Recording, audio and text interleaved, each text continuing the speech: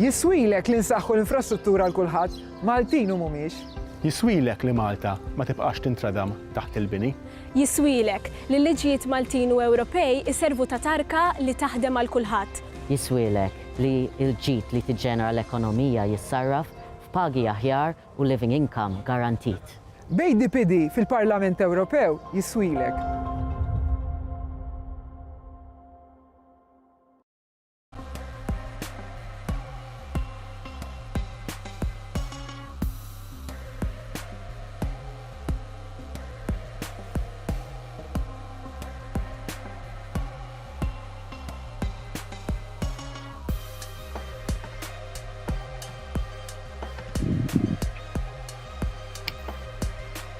Nislamilkom għedin.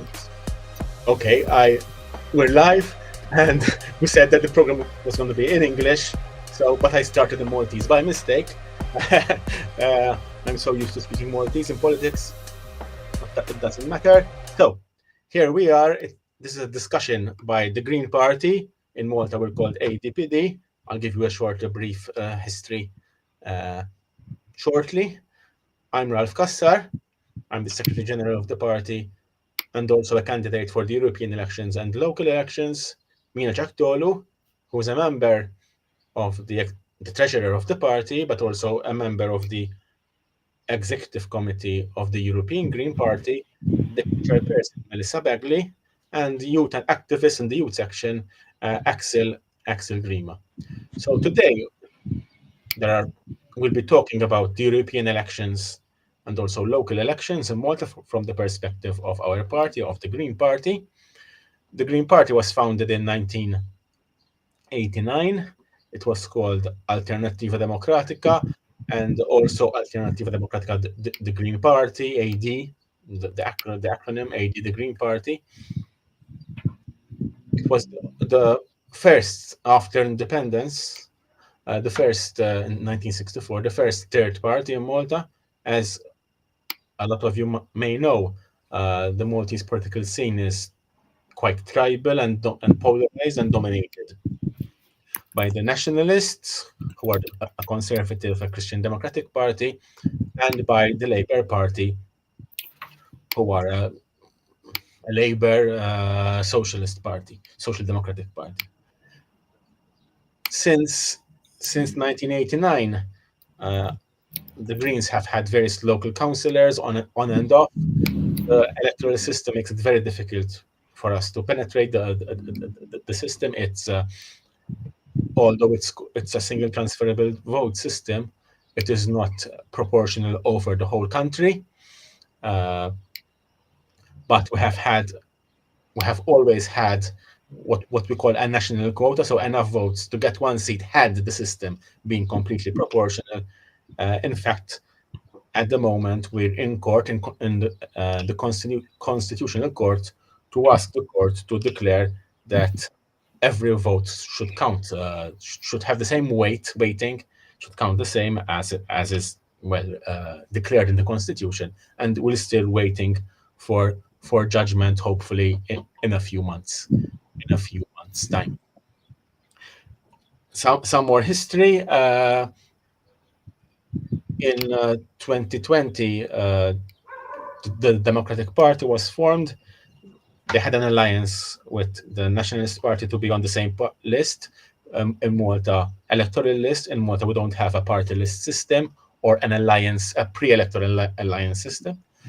They had elected 2 members of parliament on the Nationalist Party list. One of them is quite known, Marlene Farrugia. And her husband, who came from the Labour Party as well, Godfrey Farrugia. Then things went sour because the Nationalist Party wasn't too happy with having other parties on their list.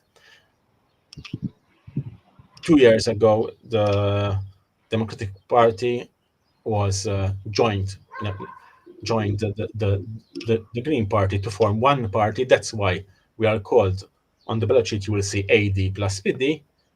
That refers to Alternativa Democratica plus the Union, and Partit Demokratiku, the acronym is ADPD without the plus. In fact, the logo on the ballot sheet, you will see ADPD, but then the heading is AD plus PD. The color, in Malta, we have a strange rule which says that only parties who present 4 candidates or more candidates on a local council, on a district, or else on a nationally, as in the case of the European Parliament election, there are no districts, just one Malta goes or one whole district. Only parties with 4 or more candidates can have their logos, names, whatever, printed in color. We are 4 candidates for the European Parliament election, 4 green candidates, and our color is obviously green. It's a small graphic, so it isn't that clear, but you can see what I'm saying, what I'm referring to through this graphic here. Here it is. Okay. As parties are listed in order of name, alphabetical order of their name. So on top, there's a religious right Christian Conservative Party called DABA. Then in green, ADPD, AD plus PD, with our green logo here, and the text is in green. Candidates are listed in alphabetical order according to their surname. And our 4 candidates are Kassar Ralph, that's me. De Guara Rachel, she's a young artist and activist, a feminist activist. Gauchi Sandra, who's our chairperson and a teacher. And so Tolu Mina Jack, who's here with us. So as you can see, in alphabetical order with a small photo of each candidate. Then there's the fascist, a fascist Nazi party called Imperium Europa. Funnily, it's well, I don't know how they got to choose that name, but anyway, it's a fascist party, Imperium Europa, which means a European empire. Okay. Hate-mongering party. Partit Laborista, which is the Labour Party. Partit Nazjonalista, the Nationalist Christian Democratic Party. And then a list of independent candidates. All of them are men, and most of them are right-leaning, right-wingers. Very conservative. And very conservative. Comedians and I don't know what. And the Volt Party. What? Yes, I forgot Volt Malta as well. One candidate for Volt Malta. So, AD plus PD, the Greens are the longest standing party, apart from Labour and the Nationalists. How is the voting system? You put a preference against the name, so on the right-hand side of the ballot sheet, in this case, there are boxes against the name of the candidate in order of preference. So the first candidate that you wish to see elected, you put the number 1 against their name, and then you can continue from any party with your preferences. 1, 2, 3, 4, 5. You can cross from one party to the next. Obviously, to make a change in Malta, the best thing is to give 1, 2, 3, 4 in any order you like on the green candidates. Okay, so if you choose Gauchi, 1. Okay, if you choose De Guara next 2, Tolu next 3, Kassar next 4. Okay, etc. etc. Obviously, if you prefer Kassar first, I have to say this: you put 1 against them. But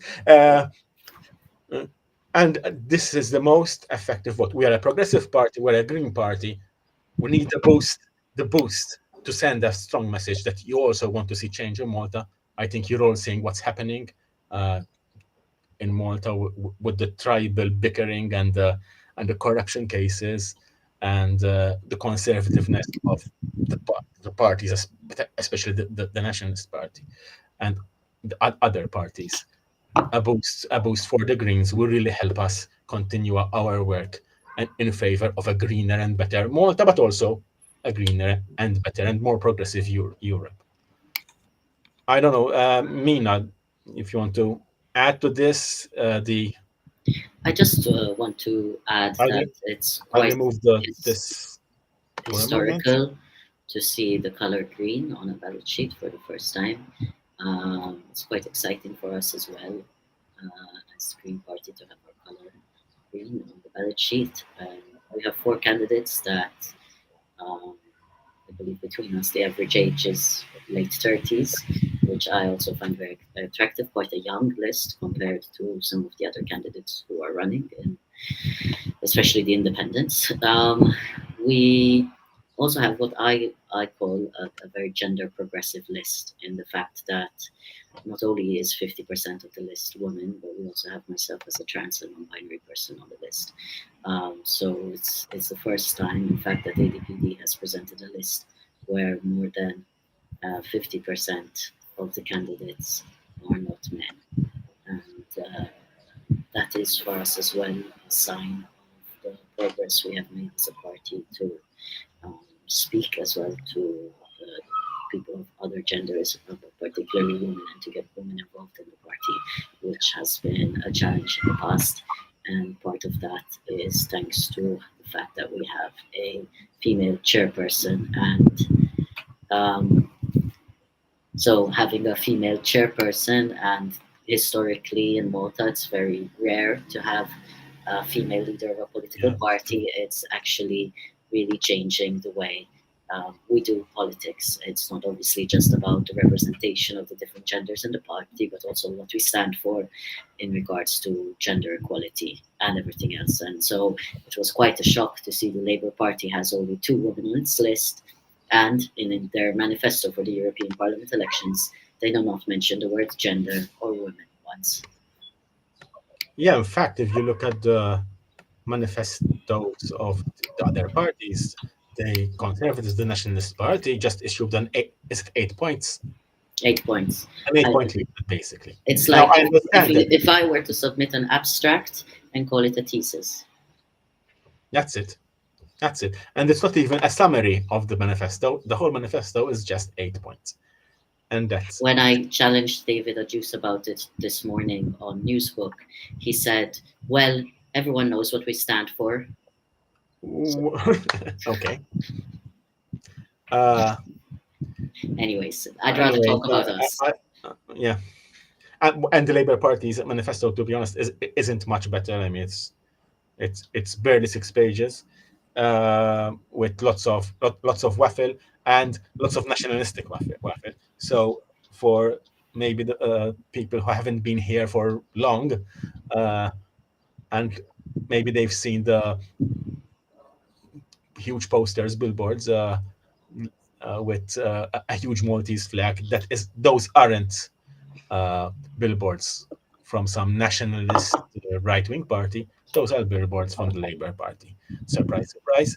The Labour Party peddles some quite stale nationalistic rhetoric in Malta, unfortunately. Axel is an activist. He lives in the Netherlands at the moment. He's Maltese, lives in the Netherlands. Why should we vote Green? Well, from my point of view, I personally first joined the Greens because of a debate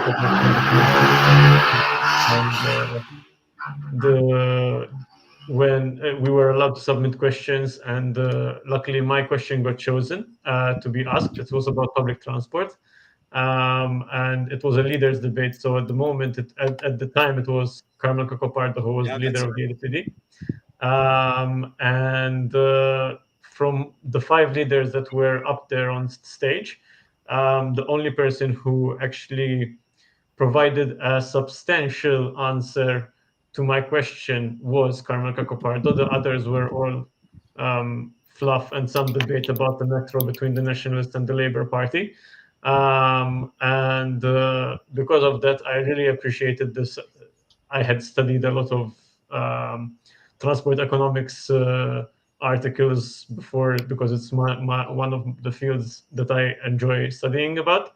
And he backed up most of his answers with data from articles that I had read, and I appreciated it a lot. And I started looking more into the ADPD, and I do consider myself a socialist, first and foremost.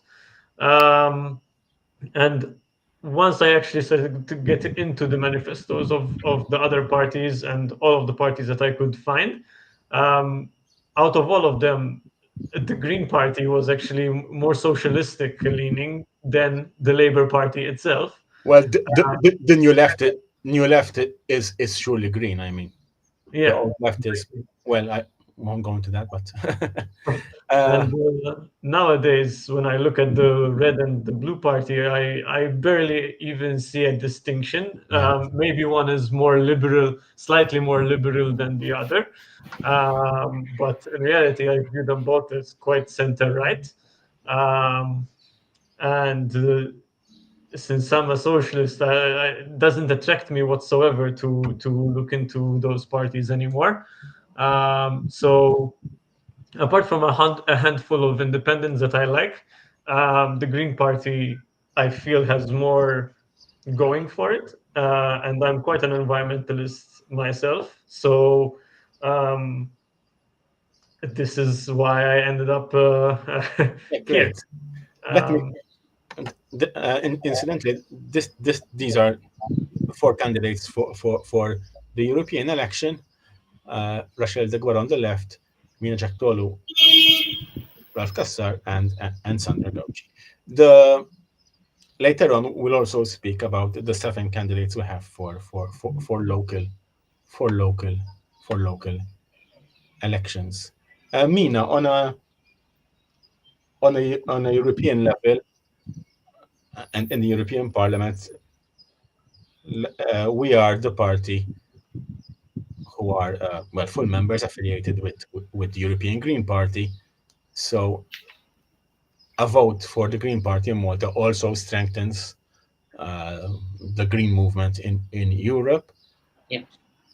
As opposed to voting for someone who's not affiliated with anyone and well. No, I mean, in fact, the way the European Parliament is set up is by political groups that are directly linked to European political parties, which can only be formed if you have a number of member parties from EU member states. So in our case, we are a member of the European Green Party, one of the founding members of the European Green Party 20 years ago. And as one of the founding members, but also as one of the members, essentially, our candidate. Some 35 years ago. Yes, well, you can also say 40. Okay, because the Green Party, in Rome, yes, okay. Different phases of the Green Party. Different phases according to the legislation on European political parties at the time. Yeah, you're right. In its current structure and format, it's been around for 20 years. As members as candidates for ADPD, the Green Party, and therefore as members of the European Green Party, if elected, we would automatically join the Green Group in the European Parliament, which in the last 5 years was the 4th or 5th biggest group that changed throughout the 5 years.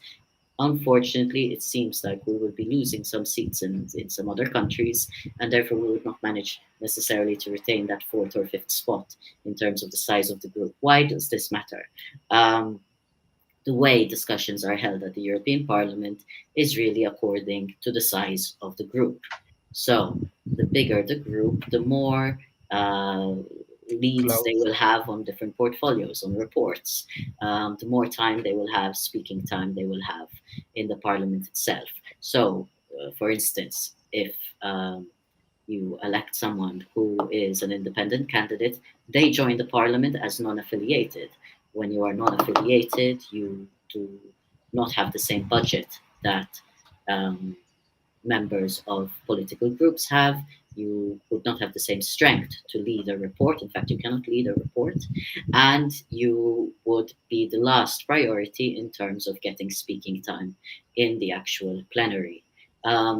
Independent candidates, non-affiliated politicians, once they are elected to the parliament, can negotiate their way into a group, but this can take time, meaning that the main portfolios in a group have already been divided by those who were directly elected to the group.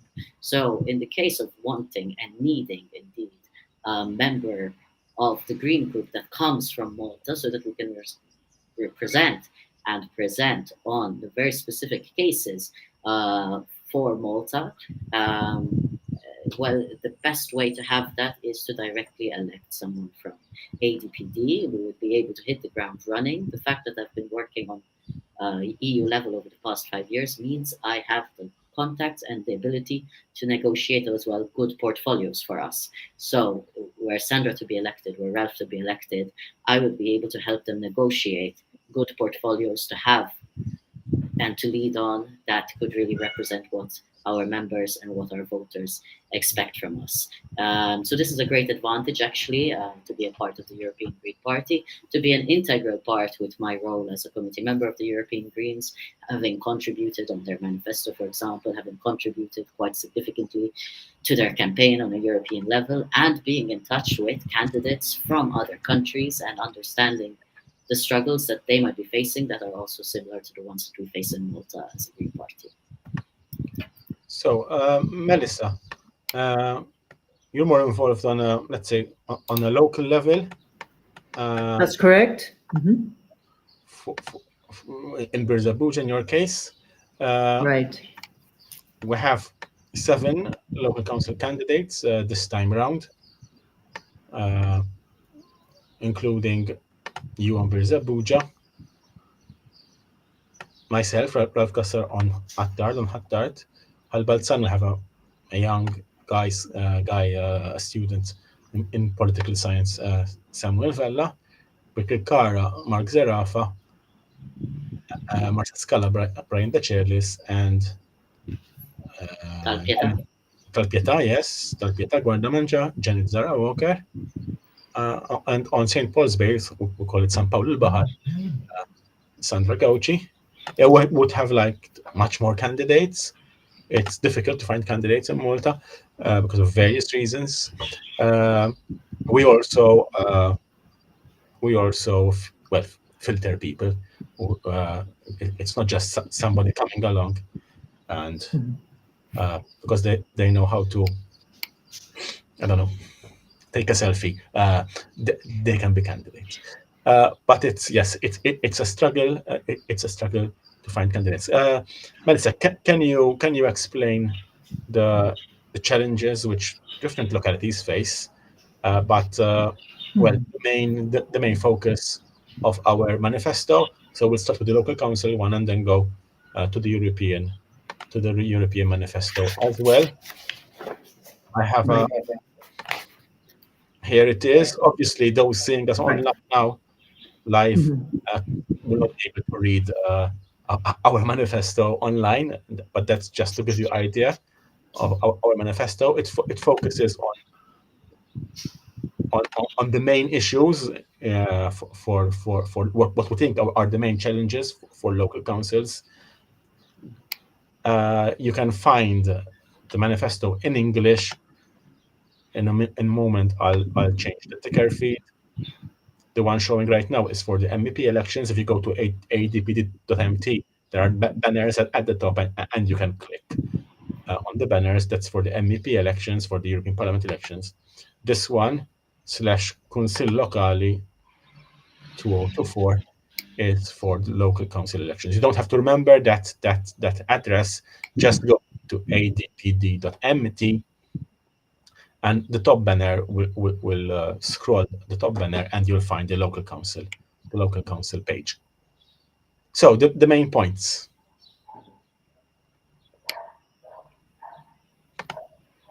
Melissa.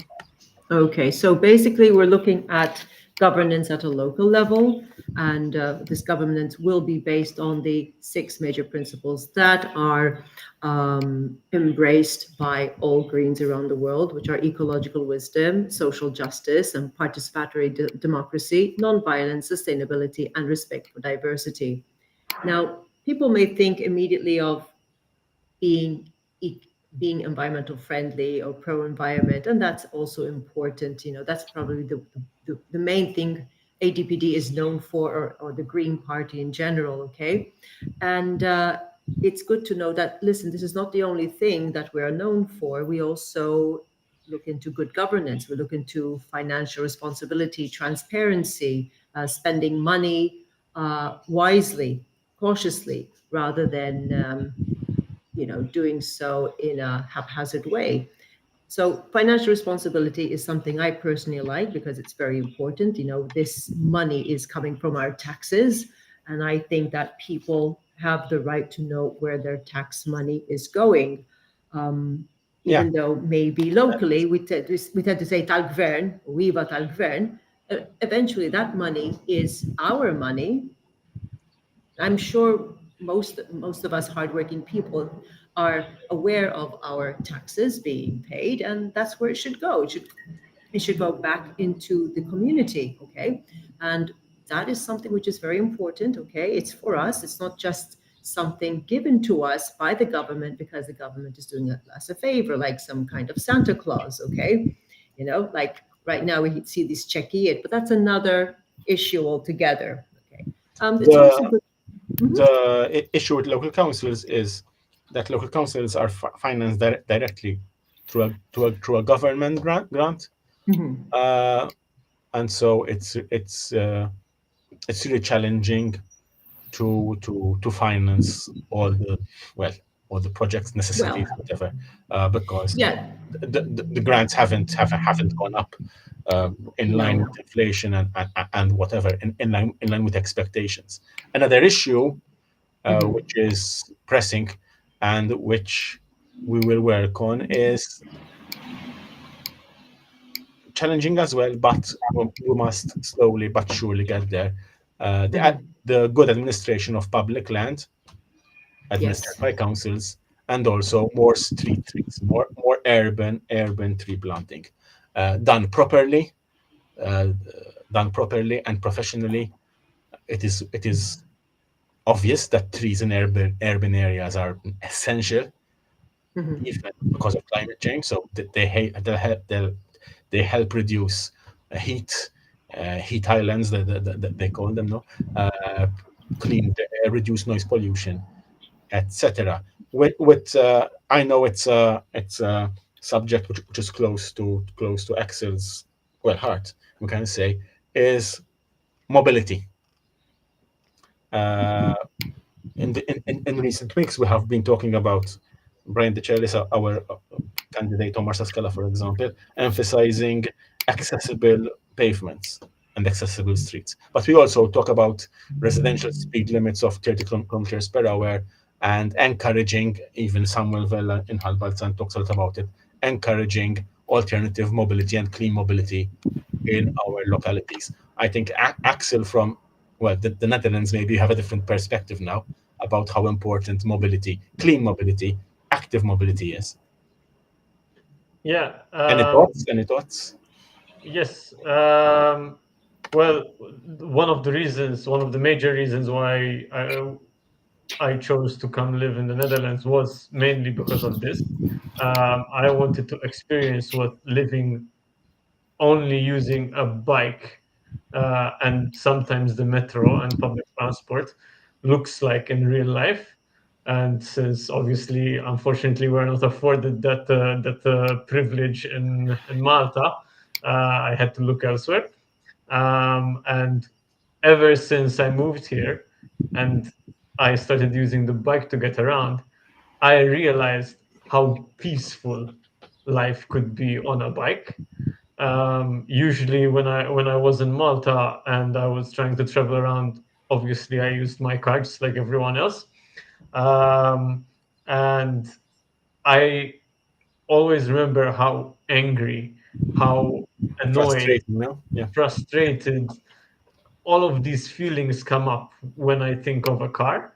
And being in a place where even the drivers respect you if there's an intersection, they are almost always the ones that stop. I barely even have to look because of where I grew up. I always look left and right before I cross any street because I just have this distrust of people in cars. Um, but in general, here you barely even have to do it.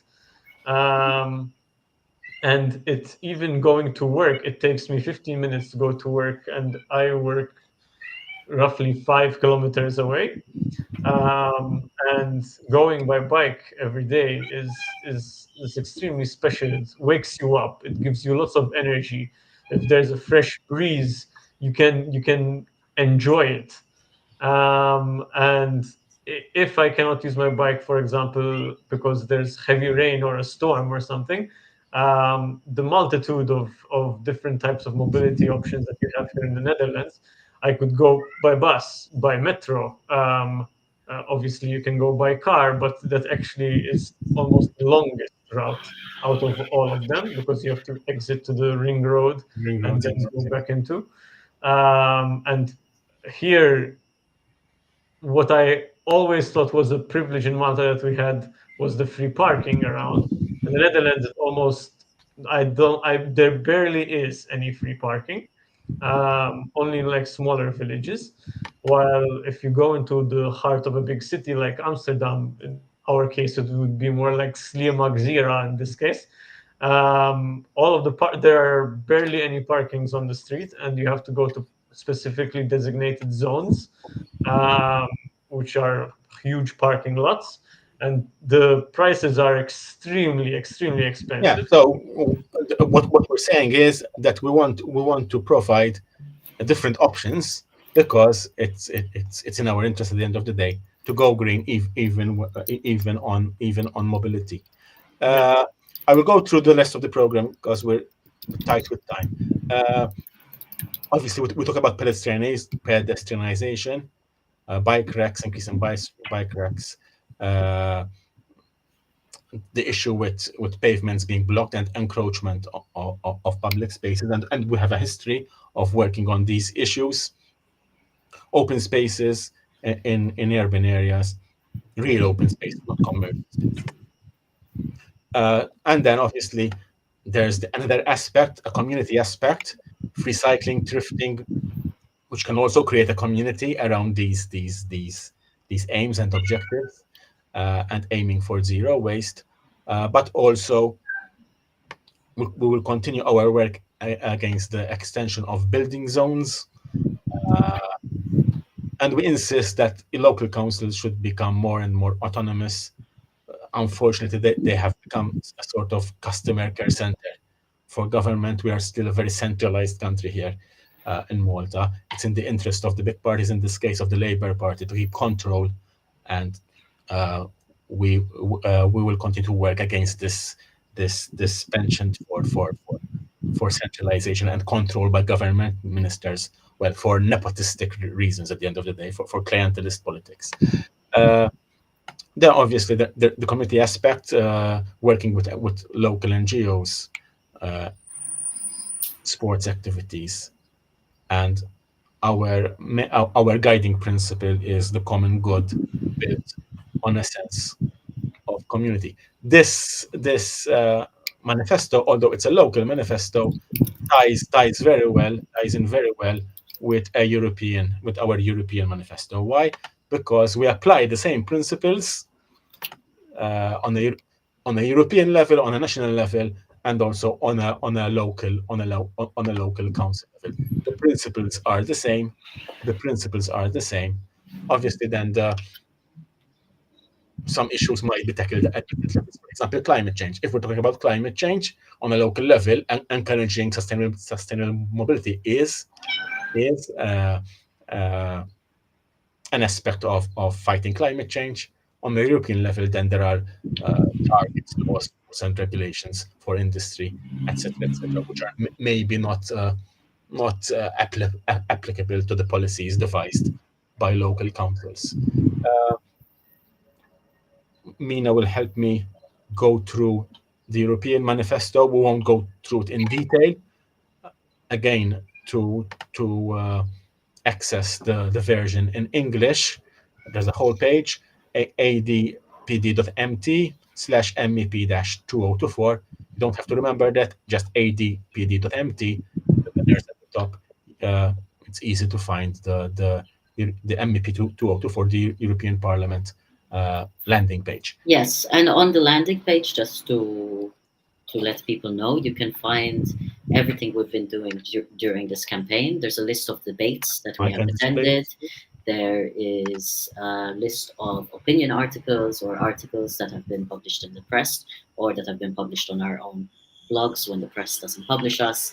There are links to interviews we have done online or in the media.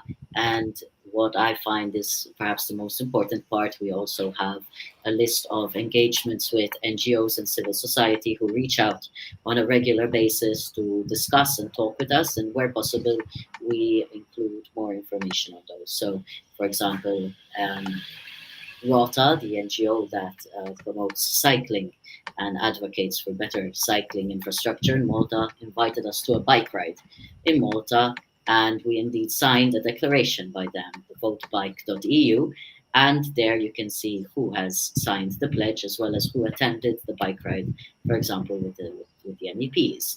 We had meetings with the MSPCA to discuss animal rights, the Vote for Animals pledge, and so on. So these are all details which might interest you, split into different areas of also reflecting our manifesto to show, well, we've been very busy during this campaign. We have had many opportunities to share. And finally, at the end, you get a little bit about us, our bios in English with links to our social media and where you can keep in touch with us. So it's been a very interesting campaign so far. Sometimes on debates, we actually get to discuss our manifesto and our vision and our proposals for Europe. One of the proposals that has been actually rather well received is that of a 4-day work week. Another one that is being well received is about medicine procurement on a European level, which perhaps Ralph can talk about.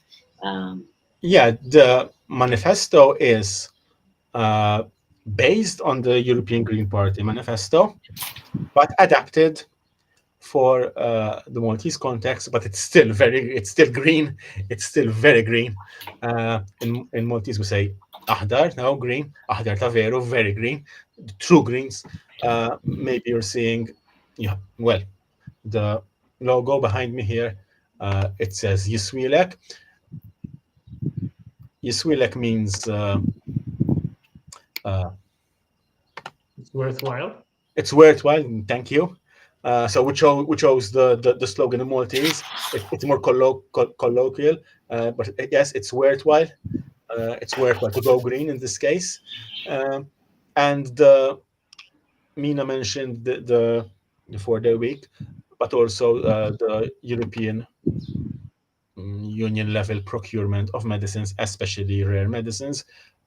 Since we're a small country, procurement of especially specialty medicines is quite a challenge, because the pharma industry is, well, controlled by multinational companies, and small countries are not a priority. Selling part of a batch,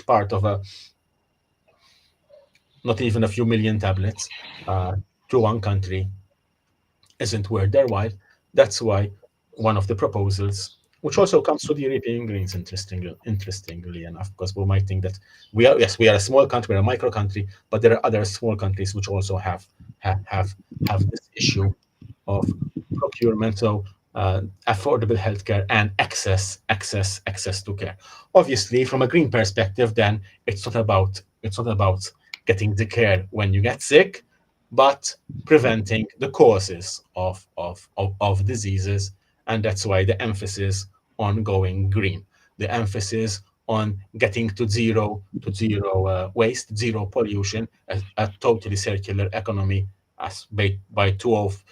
I can't remember now. I think it's 2040. The aim for zero waste from the green green perspective. Let me put the program on screen again.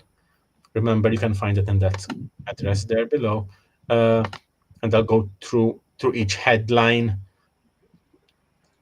through each heading slowly. And any one of you wants to butt in, just do so. Don't worry. Okay. So the introduction. It's in your interest to go green.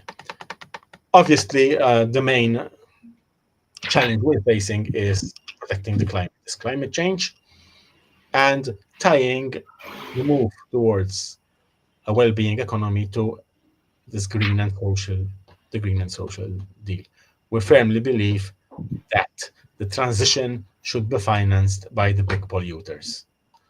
And that's the message of this first, let's call it, chapter, protecting the climate. The Mediterranean is warming up 20% faster than the rest of the world average, and in fact, we have already surpassed the 1.5 degree Celsius average temperature increase, and we can feel it year after year. It gets worse and worse. So we insist on moving quickly towards net zero emissions and seeing revenues from taxation, which force multinationals to move to clean transport, clean industry, to see these funds financing social and economic and ecological transition, and also the necessary changes in agriculture and industrial sectors. We have no choice if we do not respect the limits that nature itself imposes on us. We will end up, well, badly. Another issue for Malta, clean and renewable energy. It makes economic sense. Obviously, it makes a social and environmental sense. But we mention different from other parties. We mention investment by communities in renewable energy. So renewable energy cooperatives and communities. We want all energy from renewable sources by 2040. We continue about the habitable planet. For example, this is a ban on private jets. Some might see it as symbolic, but it's not. Why?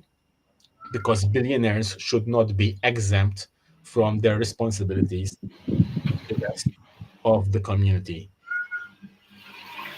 You cannot tell people to change, to adapt, but let billionaires off the hook, so to speak. So the example has to come from those who are per capita, per person, polluting most. Let's remember as well that money, taxation on multinationals, on those who pollute, should go to a European social fund focusing on the adaptation to climate change.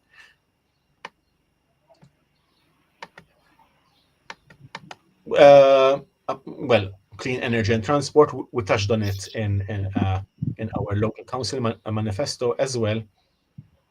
Let's remember as well that it's our children who pay the price of pollution, as they are most susceptible to dirty fuels, and we are calling for a phase out of petrol and diesel engines.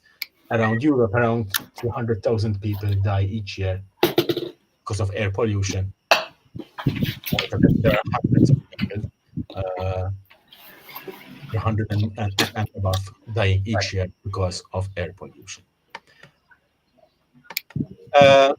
I think I would like to also address that we talk about the European Pact on Migration and Asylum, which was recently voted in the European Parliament. In fact, I managed to slide it in the very end of the last term.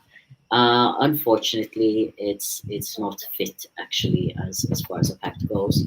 The European People's Party, the centre right, also known as the Christian Democrats, were really swayed by the far right and the right wing in terms of how to tackle the migration policy in Europe, and it allows for member states to just pay a fine if they choose to not host asylum seekers that have arrived at the border states. So therefore, not all member states are shouldering their responsibility with regards to asylum.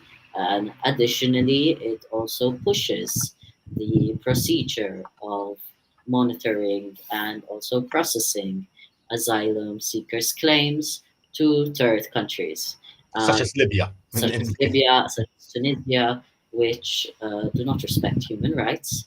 And therefore, this is creating a very dangerous situation and putting people in spaces of violence, torture, and criminal abuse. So, additionally, we also mention as ATPD the agreed list of countries that are considered safe countries of origin for LGBTQI plus people. When we look at asylum seekers coming to Malta and claiming asylum based on their sexual orientation, there are still some countries in the list of so-called safe countries in Malta that in fact actually criminalize LGBTQI people or same-sex sexual behavior. This means that not accepting certain asylum cases would actually put people in a lot of harm if they were to be sent back to countries which would actually prosecute them or persecute them or even kill them for being LGBT. So it was very important to include this in our manifesto. It's also a claim coming from a number of NGOs in Malta, including the Malta Gay Rights Movement, the Malta LGBTQI Rights Movement, Aditus Foundation, Drachma, the Rainbow Family Network, that they are calling on Malta to ensure that the so-called safe countries list for LGBTQIA people is updated and truly reflects the political situation on the ground in a number of third countries. We see a lot of criminalization across Europe of NGOs and people, individuals who choose to help migrants at risk of dying, particularly at sea, in the Mediterranean, on the central Mediterranean route, which is where Malta is. And this is a practice that should stop, and where the European Union should really be making a clear stance. It is not criminal to save someone's life at sea. So yes, this is one part that we have included in a section on equality and against violence, which I wanted to highlight. We also have a whole section about agriculture. Although agriculture is not a big part of the Maltese economy, but it's very important. It's very important as regards 0 kilometer food. And we promote the concept of fresh food should go to the consumer closest to where it is grown and should have an advantage over, even when it comes to farming subsidies, over imported and processed foods. And a very important point is that there is no unfair competition from products that do not respect the same European standards. So provisos in international agreements, trade agreements, which protect genuine fresh food instead of having unfair competition from outside Malta, but also from outside the European Union. Most of the subsidies, 80% of agricultural subsidies, go to multinationals, to the agro industry, not to let's call them genuine, real farmers. So it's in our interest that subsidies guarantee social justice, even for those who grow food. So our farmers, those who care for the land, and what they need is technical and scientific support to stop this use of a chemical soup of pesticides, overproduction, unchecked pesticide use, which swallow up most of EU subsidies, unfortunately. Yeah. Also, animal welfare should be high on the funding agenda, let's say, when it comes to agriculture. Yeah. When we talk about agriculture, I also think about the green economy and what we call a well-being economy that respects the limits that nature imposes on us. It is necessary not only to look at unlimited growth and profits, right, for the few, but to actually have an economy that is based on well-being and understanding how the economy can contribute to improving the well-being of residents, of people living in Europe at the moment, and our quality of life. This includes also ideas like the circular economy. So, for example, considering industrial waste as a design defect. Yeah, I think and this ties to plastic as well, as Melissa knows well, because she works in the activism about on waste. But also, Melissa, you had mentioned in a press conference the lack of proper management of Natura 2000 sites, for example. Yes, definitely. I mean, there were some billboards a few months ago about that, protecting and, maintaining these sites. And I wonder if we are living in a parallel universe. Okay, because if you had to come to the south and you check out the Natura 2000 sites, you'll say, what is being protected? The cliffs are supposed to be very little. The coasts are supposed to be Natura 2000, no? Yes, they are, but even the buffer zone, it's not really protected in that case. It's like no man's land here. You can dump whatever you like. So this is a case of European law being ignored, basically. And we mentioned it in a yes. Green MEPs will surely emphasize the need for not just protection on paper, but real and professional management. Enforcement, proper enforcement, and professional management of sites. Affordable housing. That's true. It's true. It's not a European competence as such. But Greens are pushing on a European level because it's an issue in many European cities, mostly. A decent roof over our heads is a right, not luxury, and funding for affordable housing, especially with this push and with European Union funding when it comes to the energy efficiency of buildings. Greens tie it to decent housing. So investment at EU level would also mean that the private market would have to compete with reasonable prices of public or part public schemes and projects on housing. On this point, yes. What I don't understand is, for example, how cities have not piggybacked on the idea that Austria, mainly Vienna, yes, has had on the social housing aspect, where Vienna, even though it is a big major city, just like every other European major city, the housing there is relatively extremely cheap compared to the other major cities, mainly because of the fact that I believe more than 50% of the housing in the city itself is owned by the municipality. And it's a historical reason, but it's a very interesting case study. Yes, very interesting. Yeah, and the quality of the housing is actually better from studies that I've read than the private market housing. So people opt that they want it more than the private market. The rule of thumb used to be that if you are spending more than 20% on rent of your income, then you're in trouble, basically. You're not living decently, and you have issues. And if you look at the rental prices, but also the loan repayment prices in Malta, things have gone out of control. It's know. true that 80% of Maltese, let's say Maltese-born people own their own houses. It's also because of intergenerational, what do you call it? Help from your family, etc. But it's becoming more and more and more of an issue.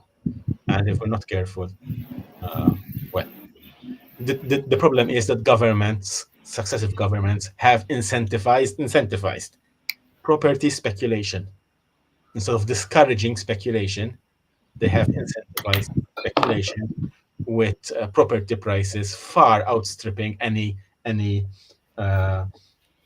increase in wages, for example.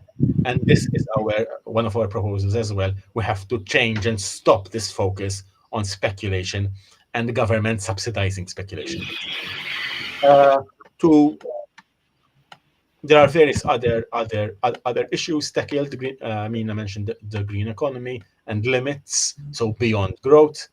I mentioned zero pollution, and well, Mina mentioned the design defect, which is industrial waste, tackled as an industrial as a defect. The need to control plastics, especially the non-essential plastics,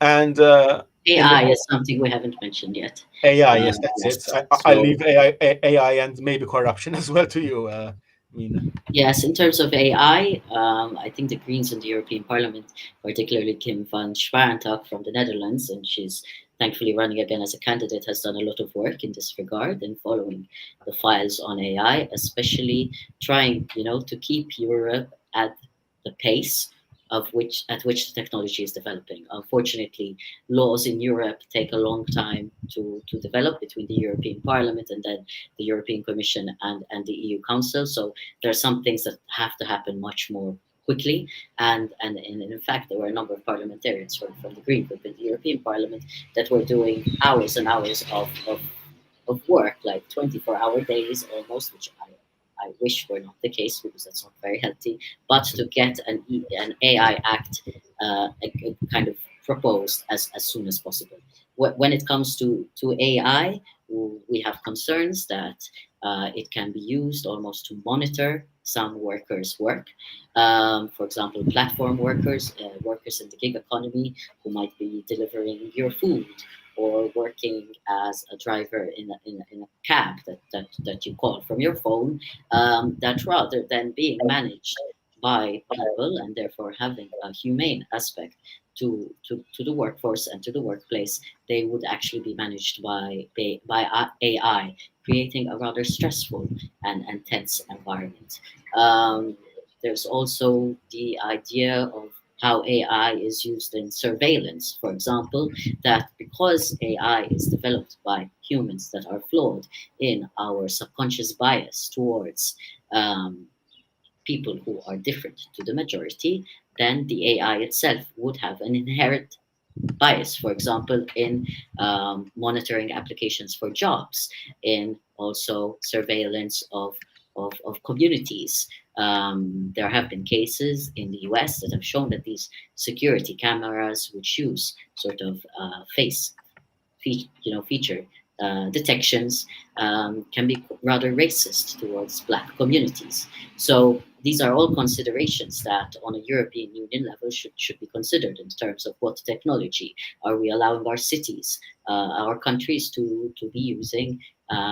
Yes, AI can be a fantastic tool as well to help workers speed up certain elements, certain repetitive elements of their jobs. We don't realize already how much AI we are using, for example, in predicative text or emails and writing emails, smart email writing, right?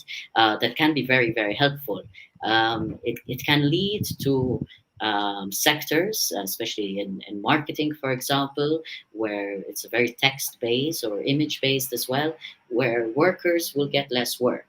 And so what is important that if AI is helping companies have less work, the workers continue being paid the same and profits should be redistributed between the workers. No company should be using AI as a reason to be getting rid of workers and laying off workers. So it is really fundamental to us that yes, let's have technology help us in creating work and making work easier for people, but let's not use it as an excuse to lay off workers. So if AI is supporting a company to maintain its profits with the same amount of workers, then why not consider a 4-day work week, right? There are ways and means in which we can use this technology to our advantage for the well-being of people, rather than it becoming actually a fear for some, for example, copywriters in marketing, that they will no longer have a job because their specialization of skills would no longer be needed. And finally, about corruption and transparency, we are calling for the deliberations documents in the European Council or European Council of Ministers to be transparent and public. It's the European Union. You get the Commission, which proposes laws, directives, regulations. You've got Parliament. Insellimlek. Għandna naħdmu biex permezz ta' sħubija fl-Unjoni Ewropea pajjiżna jtejjeb il-kwalità tal-ħajja. Fuq bażi Ewropea għandna nkomplu naħdmu biex is-solidarjetà u l-ugwaljanza jirrenjaw dejjem. L-emerġenza tal-klima hija sfida għad-dinja kollha, fl-Ewropa u fil-Mediterran iktar. Fl-Ewropa għandha tiżdied l-imbuttatura għall-enerġija rinnovabbli li tfisser stabilità fil-prezzijiet, arja nadifa u xogħol ta' kwalità lokalment. Jiswielek li niġġieldu kontra t-tniġġis u li niżguraw li kumpaniji multinazzjonali ma jibqgħux jiġu sussidjati biex jipproduċu ikel ta' kwalità baxxa. Imma li s-sussidji neċessarji u l-għajnuna teknika u xjentifika imorru għand il-bdiewa żgħar lokali.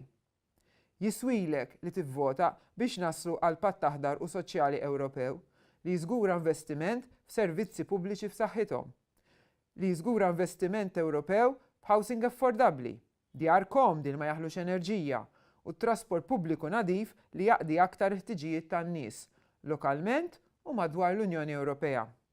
Għandu jkun hemm pjan ta' investiment Ewropew f'industriji ħodor. Flimkien irridu garanzija ta' Ewropa aktar u aktar demokratika, trasparenti u rappreżentattiva fejn id-drittijiet ta' kulħadd jitħarsu u fejn ir-rispett lejn xulxin huwa s-sies ta' soċjetà imlewmla u b'saħħitha. Jiswielek li niġġieldu l-bidla fil-klima għax l-għaliqi qed isiru deżert, l-art qed tinxef u l-maltempati qed jeħraxu. Aħna rridu, aħna l-ħodor naħdmu ninsistu biex nibqgħu mixjin u ninsistu fuq għadin fit-triq lejn zero karbonju. It-tassazzjoni dwar il-karbonju u tal-klima fuq il-multinazzjonali għandha ġelhom jimxu malajr lejn trasport u industrija nadifa b'mod ġust. Dan jaqbel lilna il-koll. F'Malta daw it-taxxi għandhom jiffinanzjaw tranzizzjoni soċjali, ekoloġika fit-trasport, fil-bidja u f'dawk l-industriji ta' pajjiżna l-aktar affettwati mill-bidla fil-klima. Dwar l-enerġija, enerġija rinnovabbli f'Malta għal Malta. Pajjiżna qiegħed l-aħħar fil-klassifika fejn tidħol l-enerġija rinnovabbli u nadifa, imma jaqblilna li jkollna enerġija kemm jista' jkun nadifa minn Malta stess biex bekk nżidu x-xogħol fir-riċerka u l-innovazzjoni u anki foqsma teknoloġiċi. Is-sussidji fuq il-fuels irridu jinqataw. Minflok irridu jmorru lejn enerġija nadifa għax jiswilna l-saħħitna, jiswilna anki għall-kwalità tal-arja u għall-kwalità ta' ħajjitna. Sal-2040 irridu li l-enerġija kollha f'Malta u madwar l-Unjoni Ewropea tiġi minn sorsi rinnovabbli mir-riħ mix-xemx u minn sorsi ġeotermiċi u sorsi rinnovabbli oħra. Irridu li fondi Ewropej imorru biex ikollna pannelli solari fuq kull bejt f'Malta u anki li fiż-żoni industrijali jiffinanzjaw kemm pannelli solari u anki mikroturbini. L-emissjonijiet tal-ksuħat tal-ftit irridu jinqataw għax dawn ukoll il-biljonari għandhom jerfgħu ir-responsabilità tagħhom lejna. Għaldaqstant aħna qed nipproponu lil jets privati għandhom jinqataw mill-iktar fis possibbli u l-Ewropa laqqas il-gvern m'għandu jagħti inċentivi għal avjazzjoni privata ta' jets privati. Nappoġġjaw għalkemm Malta m'għandniex ferroviji veloċi, imma nappoġġjaw infiq Ewropew fuq il-ferroviji veloċi biex ikun hemm konnessjonijiet madwar l-Ewropa kollha mill-ajruporti prinċipali tista' tmur minn posta l ieħor permezz ta' dan il-mezz nadif ta' trasport. Fil-fatt huwa stmat li madwar l-Ewropa kollha, l-Unjoni Ewropea kollha, ma' 300,000 persuna kull sena imutu minħabba arja maħmuġa. Għalhekk jiswielna li jinqataw il-magni, il-karozzi tal-petrol u d-diesel u mmorru lejn mezzi ta' trasport aktar notfa u l-standards tal-arja ikomplu jittjiebu kemm għalina kemm għat-tfal tagħna. Nappoġġjaw ukoll li 10% mill-inqas 10% tal-budget Ewropew mill-2026 imur għal ħarsien tan-natura u għall-ispazji miftuħa. Wasal iż-żmien li ż-żoni naturali jiġu immaniġjati b'mod professjonali u kif suppost, anki f'pajjiżna minn nies tekniċi u xjenzati mħarġa. Rajna wisq ħsara minħabba proġetti li jsiru bla doċċ. It-tħaddir professjonali anki fit-toroq tagħna irid isir b'mod professjonali biex it-toroq isiru aktar attrajenti għan-nies u tonqos is-sħana fis-sajf. Il-bidja jiswielek li nipproteġu l-standards fil-bidja. Aħna kontra min irid ibaxxi l-standards. Il-bdiewa għandhom jingħataw aktar u aktar għajnuna teknika u xjentifika dak li għandhom bżonn. U rridu niżguraw li ma jkunx hemm kompetizzjoni inġusta minn prodotti li ma jirrispettawx l-istess standards Ewropej. Għalhekk il-ftehim kummerċjali ma' pajjiżi terzi għandu jkun ibbażat fuq standards għoljin u ma jsirux għaskapitu tal-bidja. Naħdmu biex fl-Unjoni Ewropea jispiċċa s-sajt industrijali u biex il-politika komuni tas-sajt tinkoraġġixxi sajd b'impatt baxx. Il-ġlieda kontra il-plastics fl-ibħra hija importanti ħafna anke għalina bħala gżira. Il-baħar għalina huwa mezz ta' rekreazzjoni wkoll wara kollox. Ekonomija ħadra. Jiswielek li l-ekonomija ma tibqax marbuta ma' enfasi żejda fuq tkabbir bla limitu u trekkin tal-profitti tal-ftit. Dan jagħmel ħsara lilna personalment, lil uliedna. Irridu ekonomija bbażata fuq il-benesseri u l-kwalità tal-ħajja aħjar. Fil-fatt, ninsistu li niżviluppaw indiċi Ewropew li jkejjel il-benesseri u indiċi li għandu jiggwida id-deċiżjonijiet ekonomiċi u l-governanza ekonomika fuq bażi Ewropea u anke f'pajjiżna. Anke f'dan is-sens, il-Bank Ċentrali Ewropew għandu jkollu l-mandat li jinkoraġġixxi brati ta' imax tajbin preferenzjali investiment biex ninqataw minn fossil fuels u mmorru lejn zero karbonju u teknoloġiji li jgħinuna f'din it-tranzizzjoni flimkien ma' mandat li jipproteġi l-impjiegi. Il-politika industrijali ma' sħabna l-ħodor naħdmu biex tiżgura li t-tniġġis jibqa' jonqos sa' zero. Irridu nimxu lejn ekonomija verament ċirkolari, rinnovabbli u mingħajr skart sustanzi tossiċi li jagħmlu ħsara lil saħħitna. U fl-aħħar nett, ma' sħabna l-ħodor inkomplu nimbuttaw biex intejbu l-ftehimiet bilaterali dwar il-kummerċ biex niżguraw li dawn jinkludu drittijiet soċjali, drittijiet ambjentali u jiġġieldu wkoll il-bidla fil-klima. Housing affordabli, jiswielek. Saqaf deċenti fuq rasna u dritt mhux lussu. Hemm bżonn li housing affordabli ikun il-priorità fil-politika dwar l-użu tal-art. Bħalissa l-priorità sfortunatament hi li tkun sostnuta l-ispekulazzjoni. Il-perjodu ta' kuntratt tal-kiri għandu jitwal u l-kirjiet għandhom ikunu marbuta ma' indiċi li ma jippermettix kirjiet li huma b'mod ċar eżaġerati. Naħdmu għal pjan Ewropew għal housing affordabli biex jisostni investiment fi djar deċenti u affordabli. Kirjiet fuq żmien qasir għandhom jiġu skoraġġuti u l-ispekulazzjoni għandha titrażżan permezz ta' penali għal min iżomm proprjetà vojta għal perjodu twil. Edukazzjoni ta' kwalità, jiswielek. L-Unjoni Ewropea għandha tgħin biex l-edukazzjoni fil-pajjiżi membri tagħha tgħinna nelbu l-inugwaljanzi. Irridu li l-Erasmus jissaħħaħ ħafna aktar biex itejjeb il-kooperazzjoni bejn l-iskejjel, kulleġġi tekniċi u professjonali, u universitajiet Maltin u Ewropej tissaħħaħ. Internships bla ħlas huma abbuż. Naħdmu biex dan ma jibqax il-każ. Servizzi ta' saħħa aħjar, Jiswielek. L-Unjoni Ewropea tas-Saħħa tiżgura li kull stat ikollu aċċess għal mediċini affordabbli u trattament xieraq, modern u effettiv.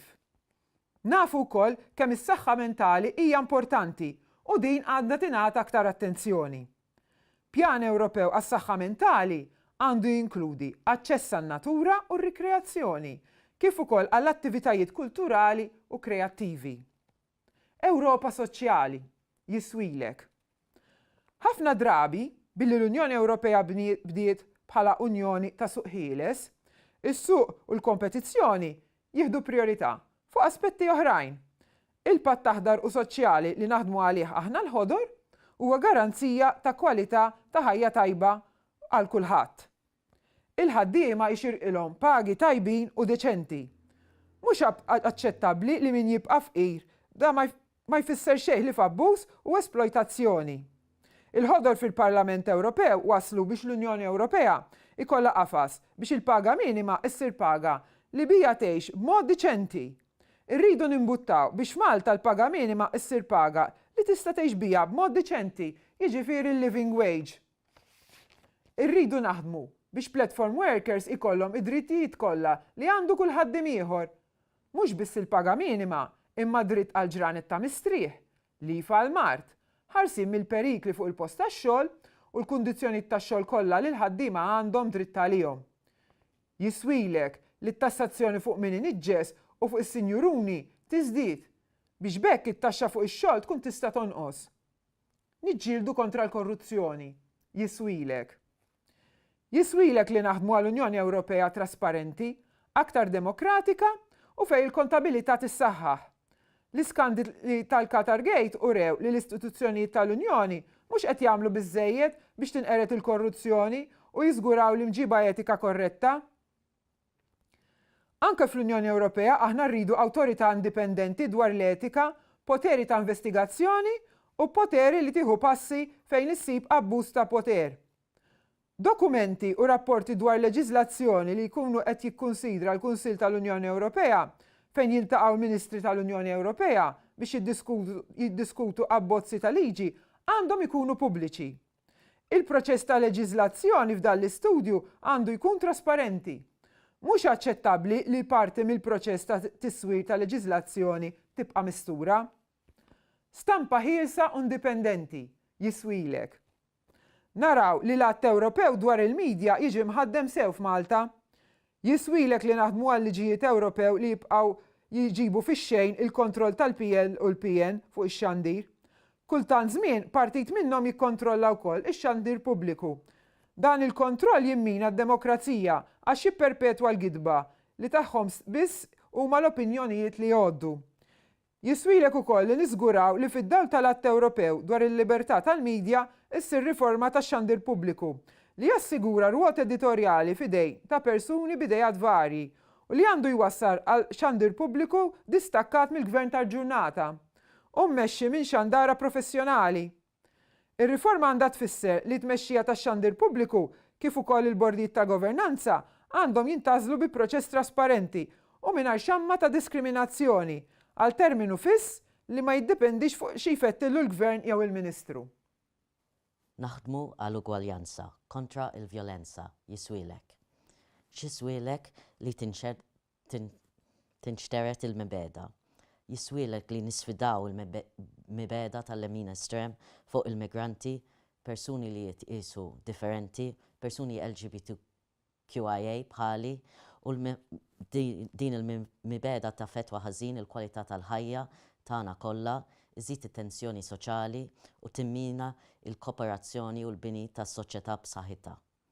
Fuq livell Ewropew hemm bżonn li l-qafas legali tal-Unjoni Ewropea kontra diskriminazzjoni u d-direttiva orizzontali kontra diskriminazzjoni għandhom jissaħħu biex inkludu forum differenti ta' diskriminazzjoni, inkluż ir-razzizmu. Il-vjolenza bbażata fuq il-ġeneru għandha tkun rejat fuq il-livell tal-Unjoni Ewropea u l-libertà tal-moviment hija dritt ta' kulħadd, inkluż il-familji Awsalla. Jiswielek li nassiguraw li d-dritt għall-edukazzjoni sesswali effettiva u l-aċċess għal kontraċettivi ta' kwalità żgħażagħ. Edukazzjoni sesswali u aċċess għal kontraċettivi jfissru kwalità ta' ħajja aħjar u anqas problemi ta' natura soċjali, medika u psikoloġika.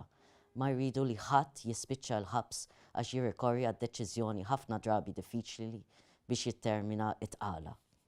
Il-Patt Ewropew dwar l-immigrazzjoni u l-ażil mhuwiex adattat għaż-żminijiet tal-lum.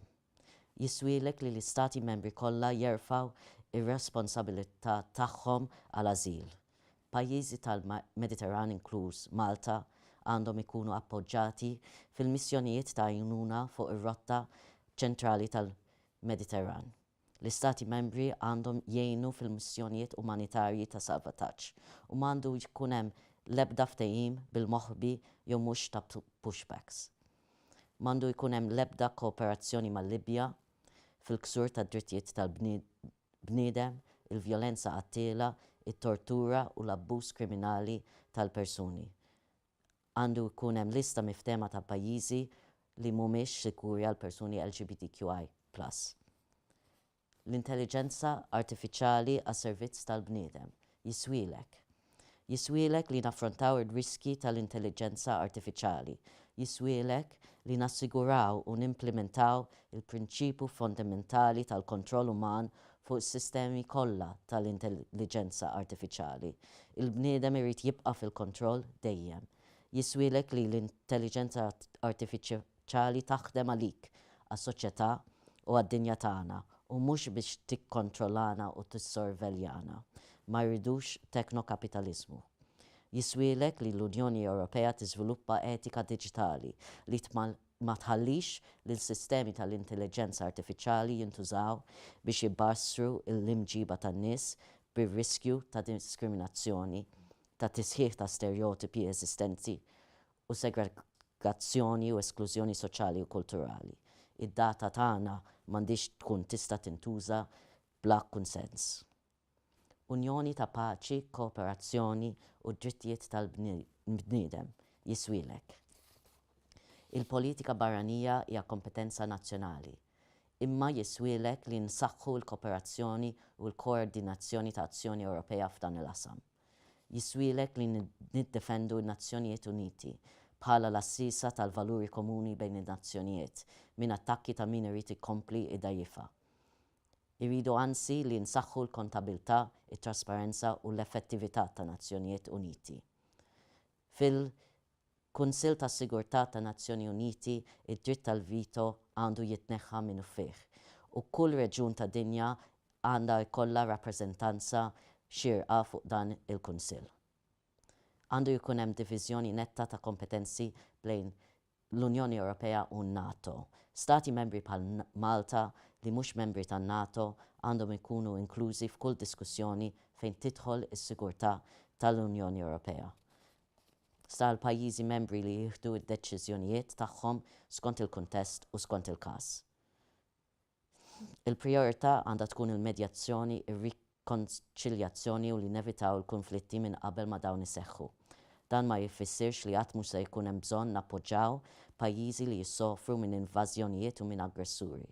Azzjonijiet militari għandhom ikunu assolutament l-aħħar għażla, konformi mal-liġi internazzjonali u jkunu ta' natura difensiva biss. Il-ħidma tal-Qorti Kriminali Internazzjonali u tal-Qorti Internazzjonali tal-Ġustizzja għandhom ikunu mejjuna biex dawk kollha responsabbli tal-krimini tal-gwerra f'Gaza u tal-ġenoċidju fit-territorji Palestinjani jiffaċċjaw il-ġustizzja mill-aktar fis possibbli. Jiswielek li l-ġustizzja isseħħ għax il-ġustizzja vera tnissel il-paċi u l-istabilità. Il-Palestina fl-aħħar wara xierien ta' snin ta' oppressjoni kolonjali u apartheid għandha tkun rikonoxxuta bħala stat. Għandu jkun hemm sforz komuni u għajnuna favur paċi dejjema biex il-Palestinjani kollha ikollhom id-dritt għal darhom u d-dritt biex dak li jinster ilhom mill-kolonizzaturi jieħduh lura.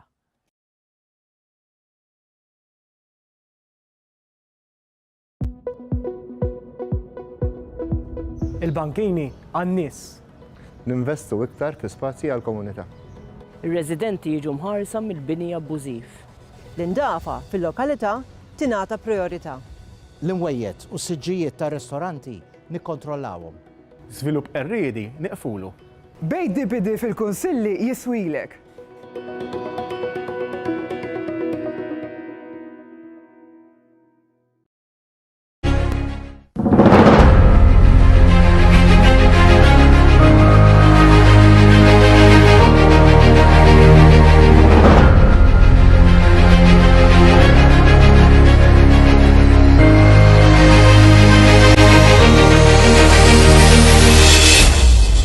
Sinjuri, lejla tajba u merħba din l-ewwel minn sensiela ta' xandiriet politiċi mtella mill-Awtorità tax-Xandir brabta ma' l-elezzjonijiet tal-Parlament Ewropew. Lejla l-Awtorità tax-Xandir bi pjaċir tippreżentalkom dibattitu politiku bit-tema l-Ewropa f'salib it-toroq x'inhu l-futur tal-Parlament Ewropew.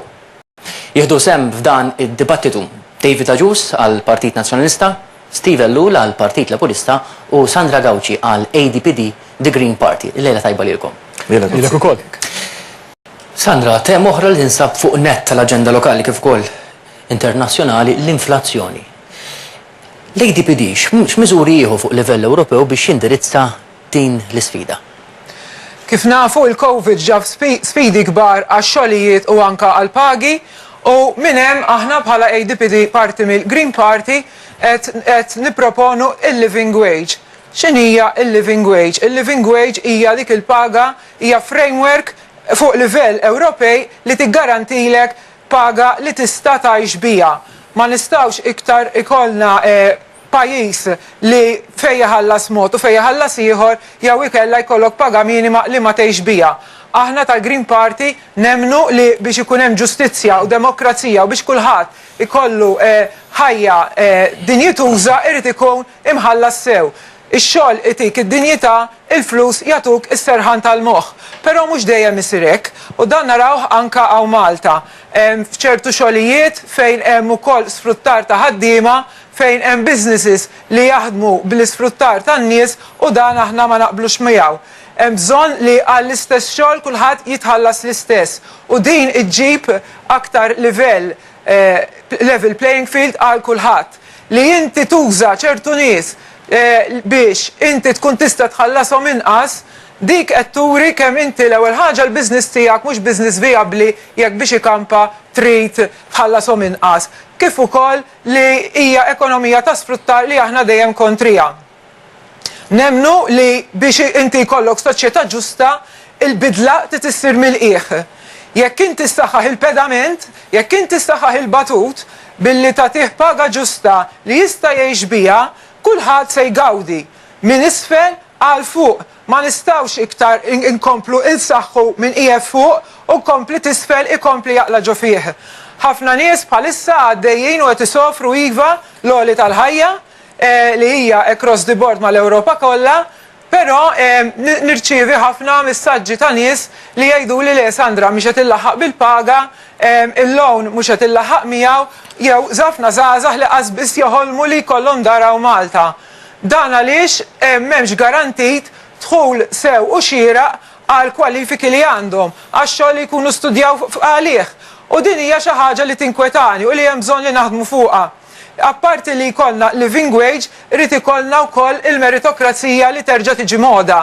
Ma nistgħux iktar noqogħdu ikollna ħafna xogħlijiet qalbieb ta' ħbieb li jnaffru ir-riżorsi umani tagħna, li jnaffru iż-żgħażagħ tagħna milli jaħdmu hawn Malta u jgħidulek aħjar nitlaq u nparparlem għaliex forsi t-talenti tiegħi barra minn Malta jiġu apprezzati.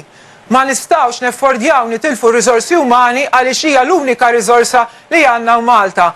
Ejja naħsbu kemm flus jintefqu biex nagħlmu l-istudenti tagħna fi stipendji, fi skejjel tal-gvern b'xejn, fil-għalliema. Hemm bżonn li r-riżorsi umani, it-tfal li joħorġu mill-iskejjel tagħna ikunu mamra b'abilitajiet li jkunu jistgħu jaħdmu u jsibu xogħol tajjeb u deċenti li jkunu jistgħu jgħixu fih.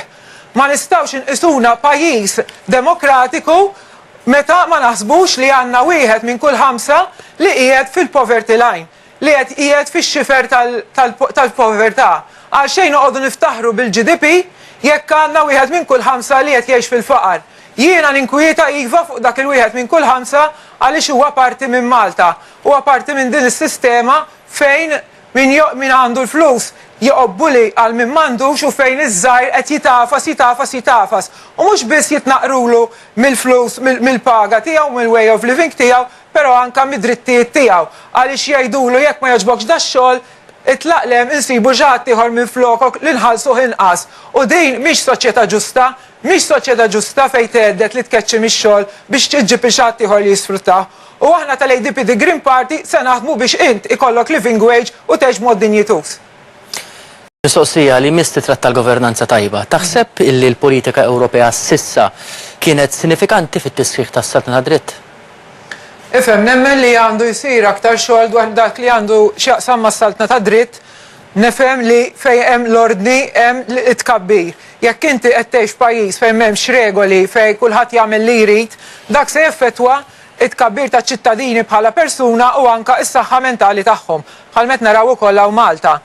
Nemnu li il-korruzzjoni iva tħallas għajnt il-korruzzjoni across l-Ewropa kollha li qed istarfilna kważi 940 biljun euro fis-sena li minnhom nistgħu nagħmlu ħafna affarijiet li kieku naqtaw il-ġuħ mid-dinja, edukazzjoni bażika f'46 pajjiż, elimina l-malarja, l-masikur, tkabbir tas servizzi tas-saħħa, investiment neċessarju għal kull sena biex kulħadd ikollu aċċess għall-elettriċità u kieku nagħmlu dawn l-affarijiet kollha jibqalna 360 biljun ekstra. Ġifieri li jkollok ir-rule of law li kulħadd jimxi mar-regoli tiswilna il-flus. U hemm postijiet fejn jitnaqsu għaliex mhux ikunu qed jobdu mar-regoli. Pereżempju f'Malta il-korruzzjoni qed tiswilna il fuq minn 725 miljun li qed jintilfu li huwa 8.56% tal-prodott gross domestiku. Kemm nagħmlu affarijiet kieku b'daw l-affarijiet. L-aħħar darba kont qed niġbru l-flus għal xi tfal b'diżabilità u bdejt ngħid bejn u bejn ruħi kieku nużaw il-flus sew m'għandniex għalfejn noqogħdu nittalbu. Għalfejn għandna nittalbu għall-affarijiet li kieku nużaw flusna bil-għaqal, li kieku mawx il-korruzzjoni. Korruzzjoni li qatlet il-ġurnalista, il-Defni Karwana Galizja, korruzzjoni li waslet għal-mewt ta' Jean Paul Sofija, fejn l-affarijiet ma jimxux skont ir-regoli. Dawk huma l-korruzzjoni li ġib. U issa qed naraw ukoll li għandna Prim Ministru li qed jattakka l-Maġistratura u jien nikkundanna dil ħaġa li għandna ex-Prim Ministru li qed jilagħba tal-bulli u qed jara x'ħajamel biex jaħrab milli jaffronta l-liġi u dawn huma affarijiet li wadbu lil Malta lura. Hemm bżonn li niġu lura għan-normal, li jkollna ordni, li jkollna pulizija li taħdem, li jkollna spettur tal-pulizija li jagħmel xogħlu, li jkollna avukat ġenerali li tagħmel xogħla, ma nistgħux noqogħdu nistennew il-ħaddieħor jikun hemm l-affarijiet għaddejjin u jisu ma ġara xejn, immewtu kull ħaġa li tiġri, jisu ma ġara xejn għax kollox tajjeb, kollox għaddej sew u għax xi ħasret jaqbdu miegħi. Di mhix xi ħasret jaqbdu miegħek, di hemm l-affarijiet għaddejjin hemm il-provi. Li jkollok pajjiż li jimxi bir-regoli isaħħaħ ukoll lill-ġurnalisti. Il-ġurnalisti huma is-saħħa għal biex ikomplu ikun hemm pajjiż demokratiku, biex il-pajjiż jimxi kif suppost u jkun il-watchdog iva fuqna l-politiċi. Ma nistgħux innaqsu s-saħħa lill-ġurnalisti u aħna bħala Green Party nemnu li hemm bżonn ikun hemm aktar fondi mill-EU għal ġurnaliżmu investigattiv u anke għal NGOs li jagħmlu ġurnaliżmu investigattiv. Għaliex le? Mhix qed nibżgħu. Iva, lill-ġurnalisti għandna nsaħħuhom, għandna nagħtuhom fondi, għandna nipproteġuhom. Ma nistgħux noqogħdu nibżgħu minnhom, ma jistgħux jibqgħu reporters li jiktbu l-affarijiet mingħajr ma jinvestigawhom, hemm bżonn nagħtuhom is-saħħa u nipproteġuhom ħalli jkunu jistgħu jagħmlu xogħolhom sew. U kif suppost f'pajjiż li jissejjaħ demokratiku, pajjiż li jissejjaħ demokratiku l-ġurnalisti huma tutelati.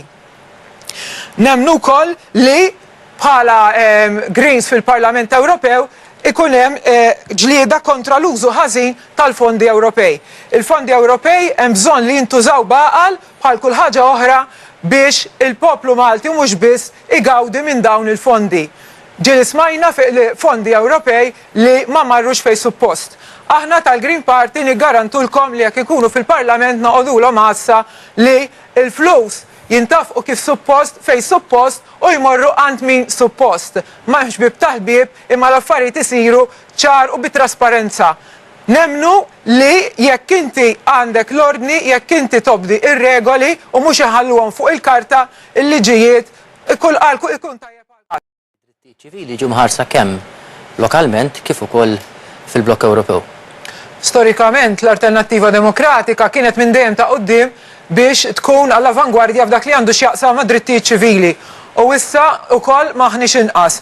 Id-drittijiet ċivili huma dik il-ħaġa li lili l-ewwel waħda ħassejt li għandi nivvota biex nidħlu fl-Unjoni Ewropea. Għaliex iktar minn fondi, eċetera, il-fatt li jkollna l-istess drittijiet bħal pajjiżi oħra Ewropej li dak iż-żmien kont narhom avvanzati iktar minna kienet l-iktar ħaġa li kienet ittini li kienet tixprunani biex nivvota biex nidħlu fl-Unjoni Ewropea. U llum kellna iva żviluppi tajbin bħal drittijiet u l-liġijiet li favorixxu l-komunità LGBTQI u hemm bżonn imma li naħdmu wkoll għal drittijiet u nissalvagwardjaw li jkun hemm ugwaljanza wkoll għal nies oħra.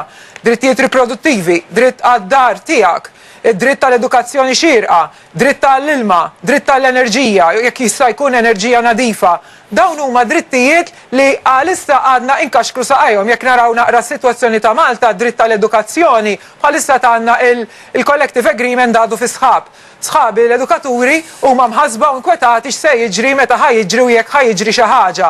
U dik mhix xi ħaġa pożittiva u ma tirriflettix tajjeb dwar kif iħarsu lejn l-edukazzjoni il-gvern kif iħares lejna. Maħniex babysitters aħna qegħdin hemm biex nagħtu servizz biex nimpruvjaw is-sitwazzjoni ta' tfal tagħkom u biex nelevawhom dak li għandu x'jaqsam meritokrazija. It-tfal jelevaw lilhom infushom bl-edukazzjoni, mhux minn taf, u dik jiena nemmen ħafna fija. Id-dritt li jkollok id-dar xierqa. Bħalissa għandna ħafna djar vojta fuq 80,000 dar vojta, però għandna n-nies jorqdu fit-triq.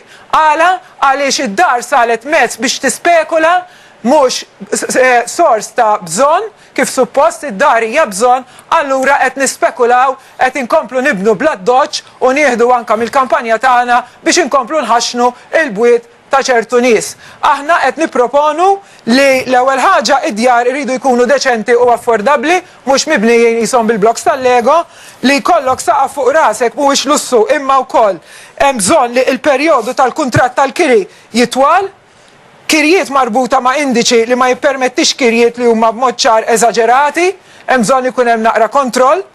Iridu naħdmu wkoll għal pjan Ewropew għal housing affordabli u it-trażżin kif għad tal-ispekulazzjoni li ikun hemm nies li qed jagħmlu business mid-dar dik hija mhijiex xi ħaġa li tippromovi l-ugwaljanza, anzi qed tkompli żżid il-piżijiet qed ikollna żgħażagħ li qaset jaslu għall-lowns anke jekk ikunu tnejn għaliex il-prezzijiet li qed jintalbu qed ikunu eżaġerati. Din hemm bżonn li ssir xi ħaġa għaliex bil-first time buyer scheme mhix biżżejjed.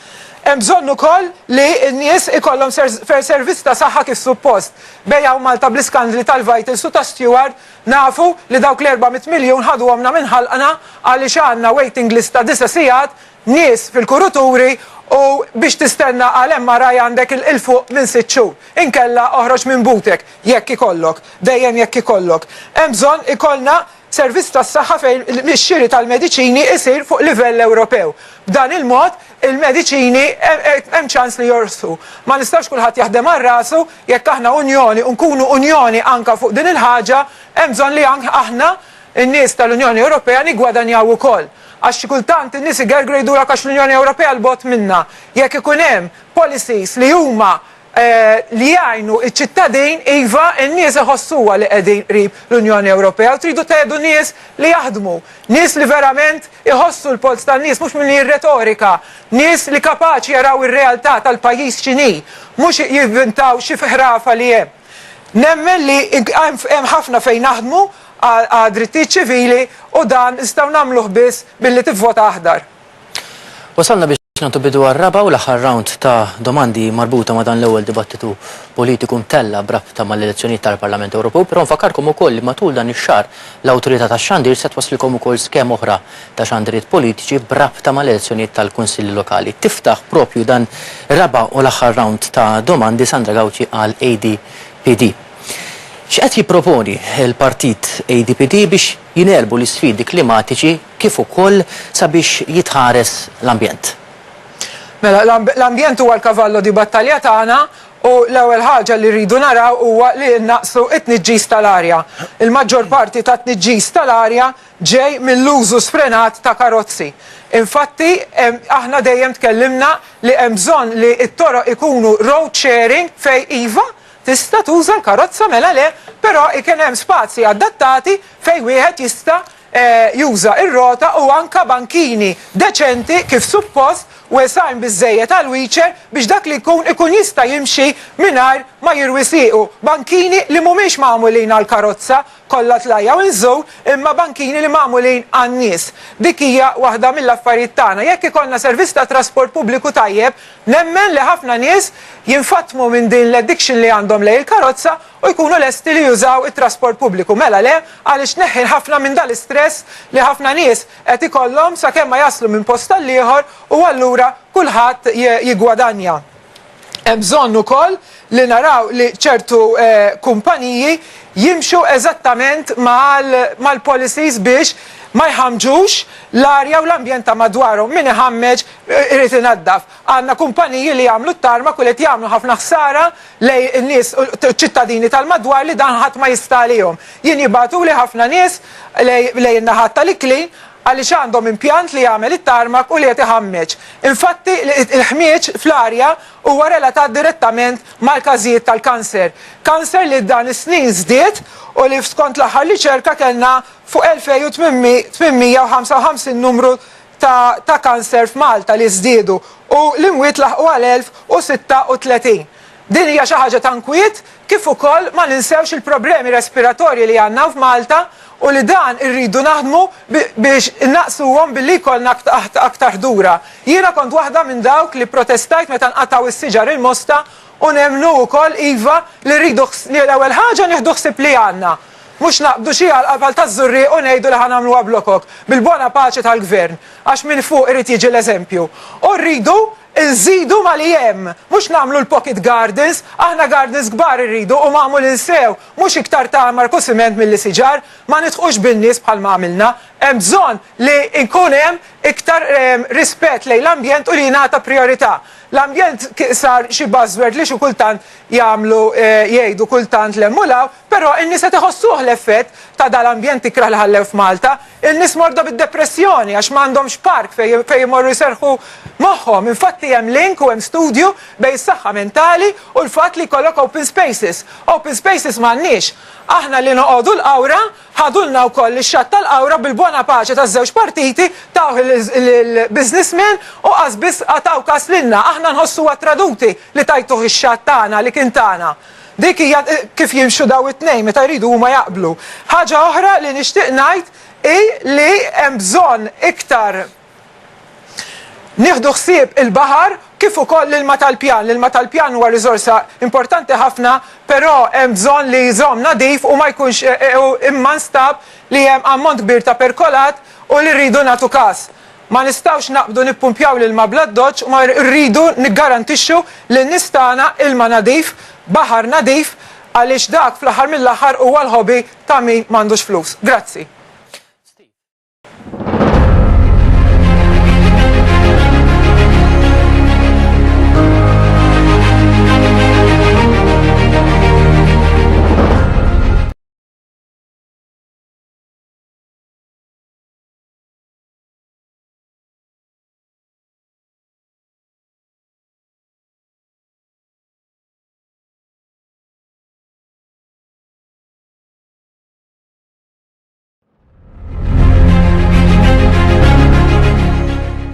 Senjuri, kif edna l-lejla nwaslu lkom messaġġi minn kapijiet jew kella kandidati għal bosta partiti li se kandidaw rwieħhom fl-elezzjonijiet ta' 8 ta' Ġunju, l-elezzjonijiet tal-Parlament Ewropew, għal daqstant issa nistieden biex tgħaddi il-messaġġ tagħha chairperson ta' ADPD, the Green Party, is-Sinjura Sandra Gawci. Insellimlek. Fit-8 ta' Ġunju jiswielek li tivvota aħdar. Jiswielek tivvota aħdar għal kwalità ta' ħajja aħjar, għal arja nadifa, għal turizmu sostenibbli, għal trasport u turizmu li huwa sostenibbli u jirrispetta l kulħadd. Maġbaqa' ħin ninħlew wara ħafna tidwir bil-kliem u kliem fieraħ. In-nies xebgħu bil-battibekki u l-politika ta' min jitajjar l-aktar. Il-kol ħerqana għal politika ta' dialogu li tissarraf f'ħajja aħjar għal kulħadd. Aħna għandna s-soluzzjonijiet. Jiswielek li nsaħħu l-infrastruttura għal kulħadd, Maltin u mhumiex. Irridu infrastruttura moderna li tinkludi mhux biss il-karozza, imma mezzi oħra ta' trasport bħar-roti u bankini li tista' timxi fuqhom. Irridu servizzi bħall-elettriku li laħqu mad-domanda wkoll. Jiswielek li Malta ma tibqax tintradam taħt il-bini bla doċċ. Irridu riforma fl-awtorità tal-ippjanar u hemm bżonn reviżjoni tal-pjanijiet lokali. Jiswielek strateġija li taħdem u tilqa għat-tibdil fil-klima. Għax it-tfal tagħna hekk ixirqilhom. Hemm konna aħna, hemm konna fuq il-proġett mostruż tal-Mistra, hemm konna kontra t-teħid u l-beħ tal-kosta pubblika fil-Qawra, hemm konna fuq l-impjant tat-tarmak tal-Imqabba, hemm konna fuq l-impjant tat-tarmak tal-Bitmak li Klin u Birkirkara, hemm konna meta l-uniku spiżerija f'Burmarrat kienet medda li tingħalaq. U hemm konna wkoll meta membru parlamentari laburista iddeċidiet li titħanżer bi flusek billi tingħata xogħol li ma kienx tagħha. Dakinhar l-Awditur Ġenerali tagħna raġun. Hemm konna fuq l-edukazzjoni, fuq is-saħħa, fuq l-ambjent, fuq il-paga minima, fuq it-trasport, fuq is-saltna ta' dritt. Hemm konna u hemm se nibqgħu. Għax konna hemm f'Malta għal Malta, inkunu hemm għal Malta fl-Unjoni Ewropea, inkunu hemm fil-Kunsilli Lokali. Jiswielek li l-liġijiet Maltin u Ewropej iservu ta' targa li taħdem għal kulħadd. Jiswielek li minu buli jitrażżan. Jiswielek li l-bankini jibqgħu ta' kulħadd u mhux ta' min irqid iħaxxem butu. Jiswielek li ambulanza ma tibqax imblukkata minn imwejjed u siġġijiet. Jiswielek li l-istituzzjonijiet jitħallew jaħdmu u mhux jiġu medda biex jagħmlu xogħolhom. Jiswielek li jkollok ġurnaliżmu ħieles. Jiswielek li tfal ikollhom arja aktar nadifa b'investiment fis-serjetà f'enerġija alternattiva. Jiswielek biex naħdmu fil-Green Deal fuq livell Ewropew. Jiswielek li l-ġid li tiġġenera l-ekonomija jissarraf pagi aħjar u living income garantit. Dak kien il-messaġġ ta' Sandra Gawci, chairperson ta' ADPD, the Green Party.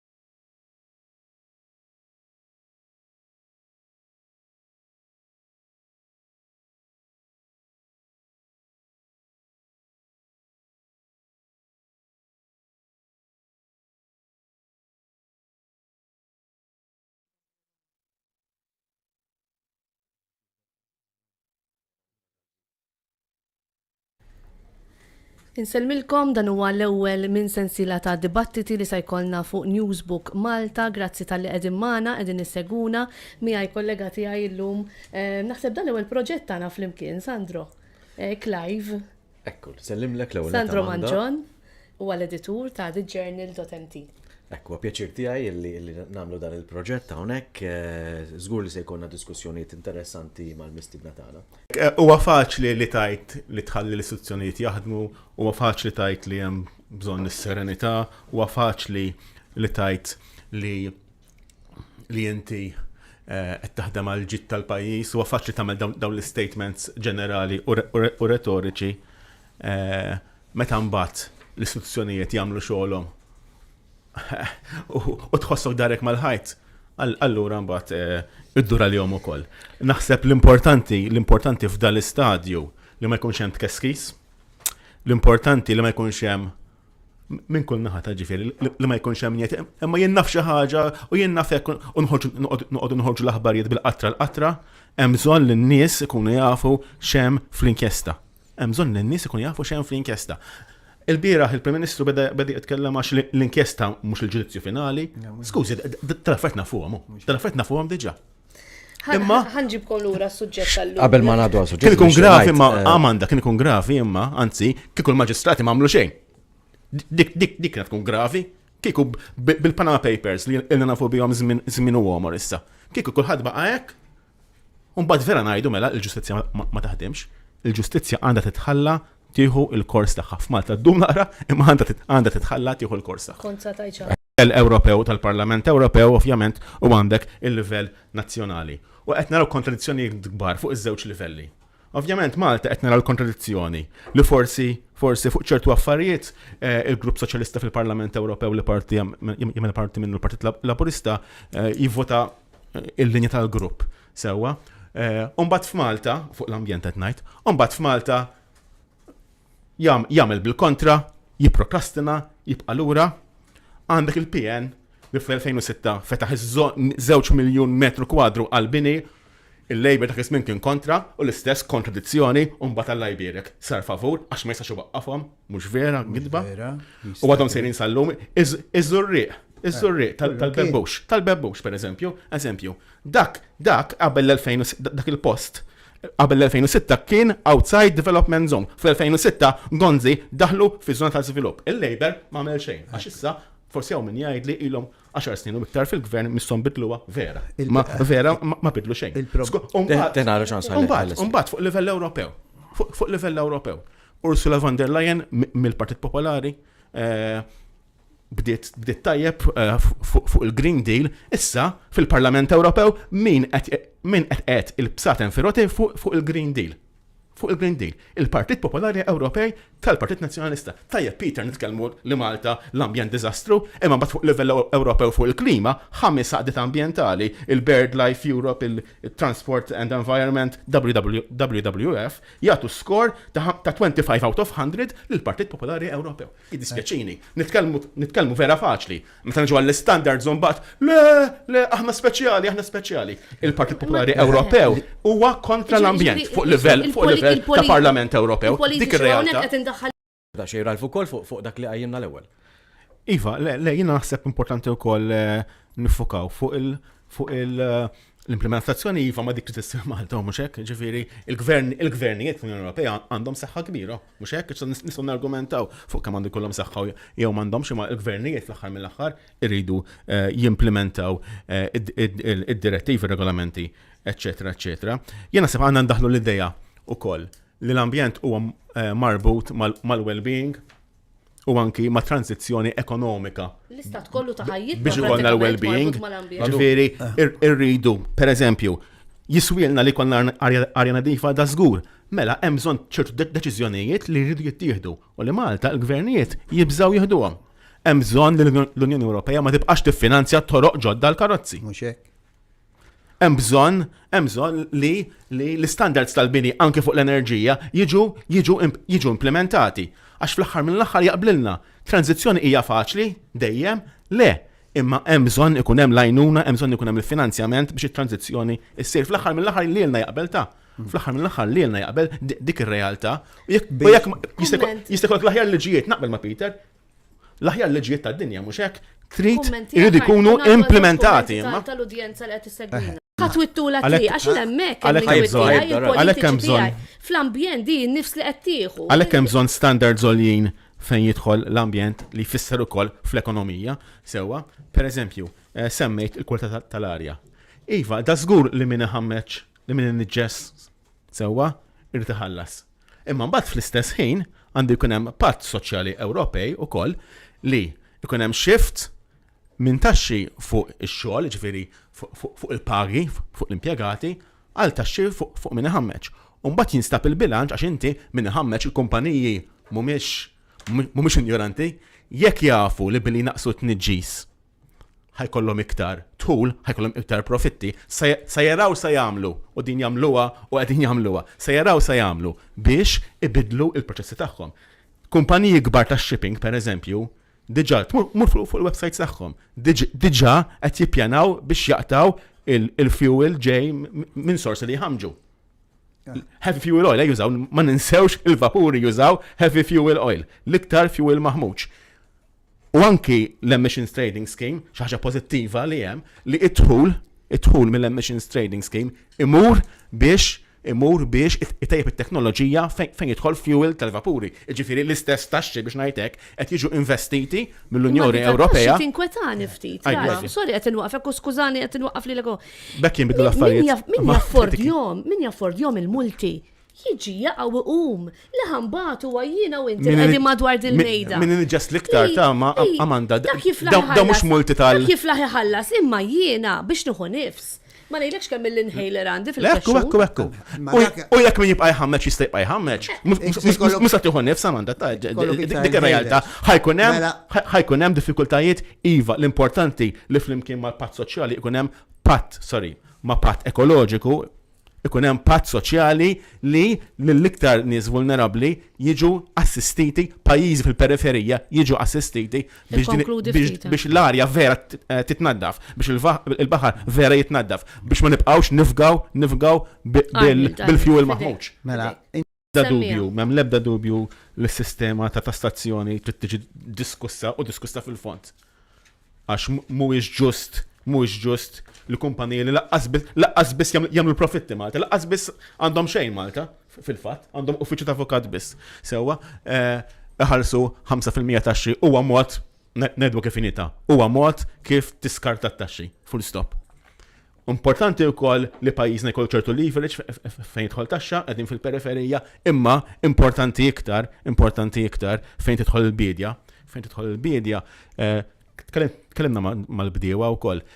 L-ikka ħaġa li jgħidu, pereżempju, bidbu minnhom semmi li fondi Ewropej li jmorru għal tractors daqs dinja li Malta. Li Malta laqas biss għandek bżonnhom, laqgħu li għandek tractor ġdid. U dal-bidbu partikolari li qal l-iktar li jixtiequ hija għajnuna xjentifika u teknika. Focus fuq għajnuna xjentifika u teknika li Malta mid-dera, okay, forsi għax ma tiddirx il-Ministru ma jistax imur jaqta' żigarella, imma għajnuna xjentifika u teknika. Ukoll fuq livell Ewropew il-ftehim ta' kummerċ ħieles ma' pajjiżi terzi, insemmi il-Mercosur pereżempju, ċertu pestiċidi ikunu bbenjati u bir-raġun fl-Unjoni Ewropea għax għandna standards iktar għoljin fejn jidħol sigurtà tal-ikel. Imma mbagħad prodotti minn pajjiżi terzi f'dal ftehim ta' kummerċ ħieles jistgħu jużaw dawn l-istess metodi anki għat-trabija tal-annimali, pereżempju l-istess metodi li jagħmlu ħsara, metodi li fl-Ewropa huma bbenjati. Imma mbagħad il-prodotti tagħhom jistgħu jitlu liberament fis-suq Ewropew. Dan huwa wkoll każ ta' nuqqas tal-level playing field. Kienaw il-patata baqaddiħla bil-ħamrija b'kollox mill-Eġittu, ġi dan nuqqas ta' kontrollu kol. U xaġa biex nżid ukoll ma dak li kienet jgħid, għax meta kont ġil intervistajt anka xi bdiewa Sandro jgħidulek aħna hawnhekk m'hawnx laboratorju min jeżamina kollox jirħu. Allura jekk inti ġej prodott għalija u l-Italja, ovvjament la favorixxu il-prodott tagħhom u hemmhekk. Klima m'għandniex għażla li nbidlu u li niġġildula. Il-problema mhumiex il-liġijiet jew l-standards, il-problema kif għattit biex inkun fair li ma nippreparawx għal dan l-affarijiet u nħallu kollox għall-aħħar. Dik il-problema għax jekk tipprepara il-mitigazzjoni, jekk tipprepara biex tnaqqas anzi biex l-impatt imur fuq min jiflaħ, jiġifieri biex pereżempju il-prezzijiet tad-djar sewwa mhux is-suq jagħmlu. Ġifieri jekk dar li xtrajt 10 snin ilu kienet 200,000 u sa tiswa 400,000. Il-problema hija s-suq. Il-problema li hemm qed jagħmel profitti enormi fuq affarijiet li ma jiswewx 400,000 imma jiswew ħafna inqas sewwa. Ġifieri Ġifieri fuq il-prezzijiet tal-proprjetà u hemm bżonn imbutatura kbira anke fuq livell Ewropew, naf li mhux kompetenza Ewropea, ma imbutatura kbira fuq housing affordably għax il-prezzijiet il-prezzijiet esagerati ma jirriflettux vera il-valur tad-dar. Sewwa, ġifieri iva, ovvjament, il-problema hija li l-gvern il-pajjiżi ma jippreparawx minn qabel u dawn l-affarijiet nafu li ġejjin u hemm bżonn nippreparaw għalihom affarijiet oħra. Enerġija rinnovabbli, ovvjament, Malta għadna lura immens, ilna nafu il-target il-mira għall-2030 11.5%. Ġalħaqnija, li qed jgħid il-gvern li qed jgħid li ħajżid il-konsum u jżomm 11.5% l-istess. M'hemm l-ebda interess. Ekonomikament, enerġija rinnovabbli tfisser tagħmel l-infiq kapitali, imma mbagħad ma tiddependix għal kollox, ma tiddependix 100% fuq fossil fuel barrani li timporta minn barra, x'qed tagħmel meta tixtri l-fuel minn barra? Qed tesporta l-flus il-barra minn Malta. Minflok qed jintużaw fl-ekonomija lokali, qed jintużaw biex isostnu pajjiżi oħra ħafna darbi autokratiċi, dittatorjali, eċetera, eċetera. Mela enerġija rinnovabbli f'Malta tfisser li l-flus jibqgħu f'Malta u li jiġi ġenerat ukoll xogħol tekniku f'Malta stess. Jiġifieri hemm vantaġġi ekonomiċi kbar. Ekku, r-riċerka u l-innovazzjoni hawnhekk tieħu. Mhux hekk, qatt nitkellmu fuq assolutament, jew kellha rari ħafna. Wasalna fit-tmiem.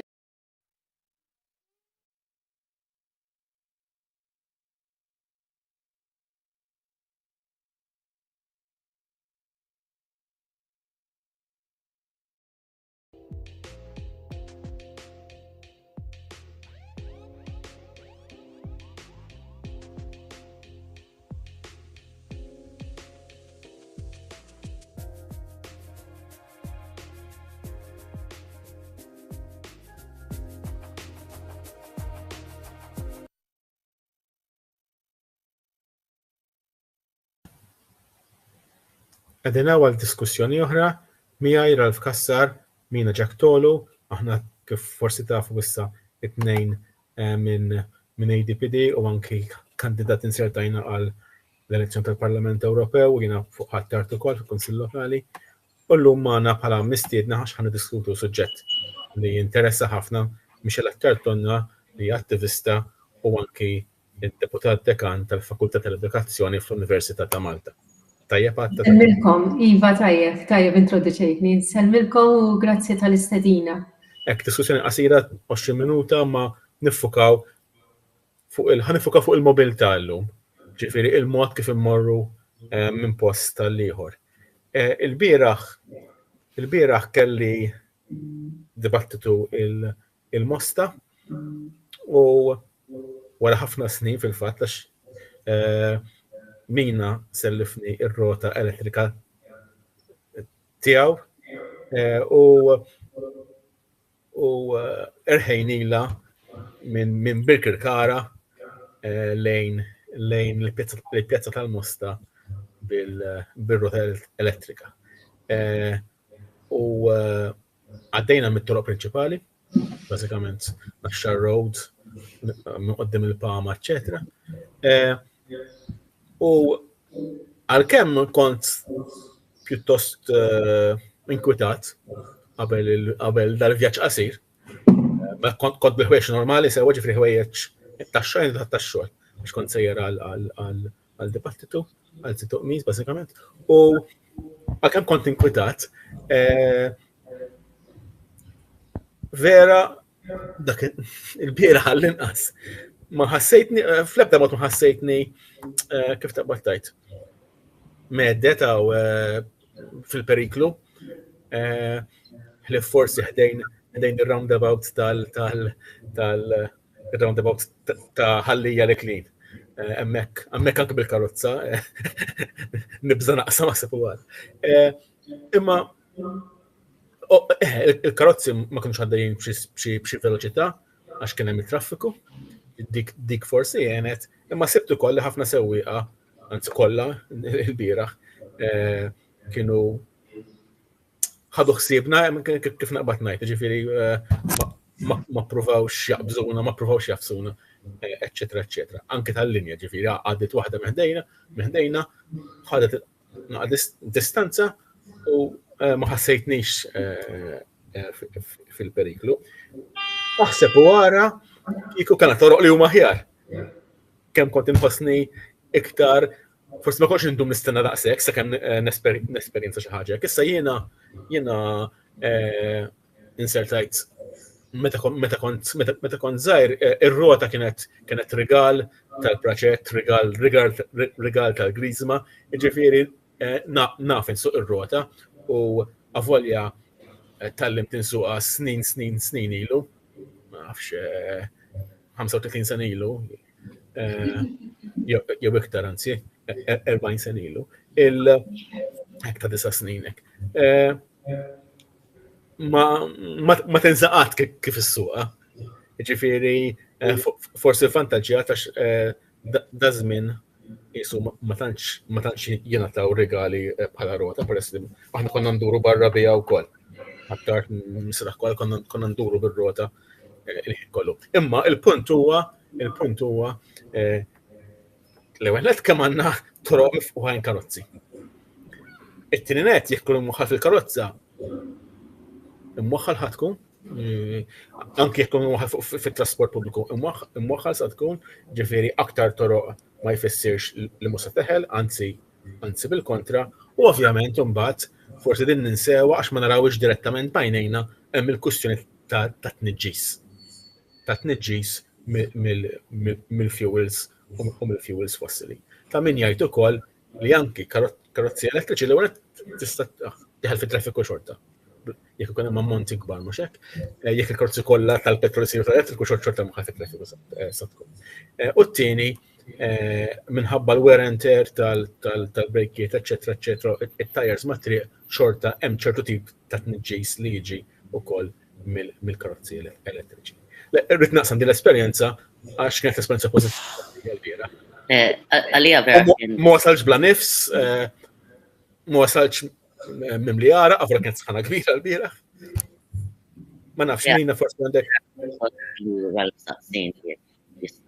Juża ir-rota elettrika biex imorru flimkien sal-Mosta għal din id-dibattitu.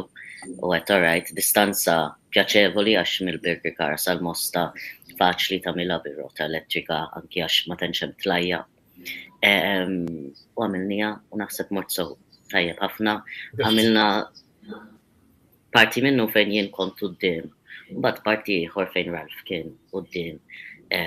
Just anki dik esperjenza differenti għax meta tkun ma' nies oħra fit-triq fuq ir-rota, dak li jkun wara jkun l-ewwel wieħed li jarawh il-karozzi u fej tixtieq li they slow down a bit la jarawk. Imma kellna esperjenza tajba, jien nuża ir-rota kemm nista' u ovvjament meta l-ħbib tiegħi jgħidulni ejja ħan nipprova r-rota tiegħek vera nieħu gost għax nixtieq nara ħafna aktar users fit-toroq Maltin bir-rota. Jien issa aktar minn xi 12 sena li hawn Malta nuża r-rota, kont bdejt biex imur l-Università minn San Juan, hemmhekk ukoll distanza qasira ħafna, b'rota normali mhux ibak dak iż-żmien, imma kont nagħmilha xi għażien. U kien hemm ħbieb tiegħi biex jaslu għal lecture fit-8 ta' filgħodu, kellhom jitqilgħu mid-dar fis-7 ta' filgħodu. Jien kont ngħidilhom mill-istess post minn San Juan. Jien kont ngħidilhom jien inqum fis-7:30, inkun fuq ir-rota nitla' mid-dar fit-8 naqas kwart u nasal fit-8 għal-lecture. So jien se nuża ir-rota għax għażien mhux għax xi wieħed atletiku jew whatever, u l-ewwel pass tiegħi biex nuża l-rota kien x'aktar hekk li indunajt li loġikament kien l-inqas ħin li stajt nieħu biex immur mid-dar minn San Juan sal-Università. Kont nimxija wkoll, imma bir-rota kont nasal f'kwarta b'kalma u kont hemm l-Università lecture. Però tul dawn is-snin indunajt li issa hemm ħafna aktar nies li qed jużaw ir-roti, għax kważi kull darba li noħroġ bir-rota anke għal xi qagħdi sal-Ħamrun jew sal-Imwieħel, dejjem niltaqa' ma' persuna jew tnejn li qegħdin ukoll qed jużaw il-rota mhux biss bħala sport imma bħala commuters biex tinduna differenzax bħal Ralph il-bira tkun bil-qmis jew bil-ħwejjeġ tax-xogħol jew kollok xi borsa għal-laptop. So vera qed nieħu gost nara ħafna aktar nies qed jużawhom ir-roti u naħseb ukoll nara ħafna aktar nies jużaw l-scooters ukoll li forsi hemmhekk kien hemm xi ftit ta' kontroversi li għalaw l-scooters fil-parking u dak kollu. Nixtieq nistaqsi li Michelle x'taħseb dwar dawn il-mezzi kif ukoll l-scooters u xi I don't know recommendations fuq kif nistgħu eżatt. L-ewwel nett naħseb irridu inħarsu lejn it-trasport sostenibbli kemm minn perspettiva ta' kif qed tolqot l-individwu, il-prattiċità tiegħu kif semmejtu intom fil-ħajja ta' kuljum versus il-periklu li forsi jista' jgħaddi minnu. U kemm fuq livell ta' nazzjon, ta' komunità li ngħixu biha. Nibdew naqra mill-individwu. Jiena bħalek Mina, jiena persuna pjuttost għażiena, jiġifieri dejjem nipprova nsib the easiest way out u irrealizzajt li traġit bir-rota ħajfrankalek ħafna ħin, allura m'għandekx għalfejn tqum kmieni, fil-verità mhux dik hija l-problema tiegħi. Il-problema tiegħi jiena naħdem l-università u kienet dejjem il-problema ta' parking u ta' traffiku. Nivvjaġġa mis-South, allura miżerjament bil-karozza toħodlok bej siegħa u siegħa u kwart, siegħa u nofs ġieli bil-riskju li ma ssibx tipparkja. Sakemm ma tkunx wasalt kmieni ħafna jew f'ċertu ħinijiet tal-ġurnata x'imbagħad tibda tidrom. Imma ovvjament inti tkun limitat skont il-lectures li jkollok, il-meetings li jkollok u tiġi dipendenti ħafna drabi fuq it-traffic, jiġifieri fuq it-traffic u fuq il-parking, jiġifieri jekk inti għandek lecture fil-11 ma tistax tgħid ħanitlaq mid-dar fl-10, tasal għax fl-10 ma jkunx hemm dak it-traffiku imma mhux se ssib tipparkja mbagħad. Allura dik kienet waħda mir-raġunijiet li jiena bdejt nirkeb ir-rota biex immur ix-xogħol għax toħodli ħin ħafna inqas, toħodli qisu 41 minuta u nipparkja eżatt wara l-uffiċċju bla nkwitta xejn. Il-prattiċità ġifieri qiegħda hemm, ovvjament il-periklu ma nistgħux noqogħdu nirromantiċizzawha is-sitwazzjoni, is-sens ta' periklu, speċjalment jekk inti qatt ma tkun irkibt rota, meta tara fuq ħaddieħor fuq il-familjari tiegħek, il-perċezzjoni li hija perikoluża ħadd tkun ikbar.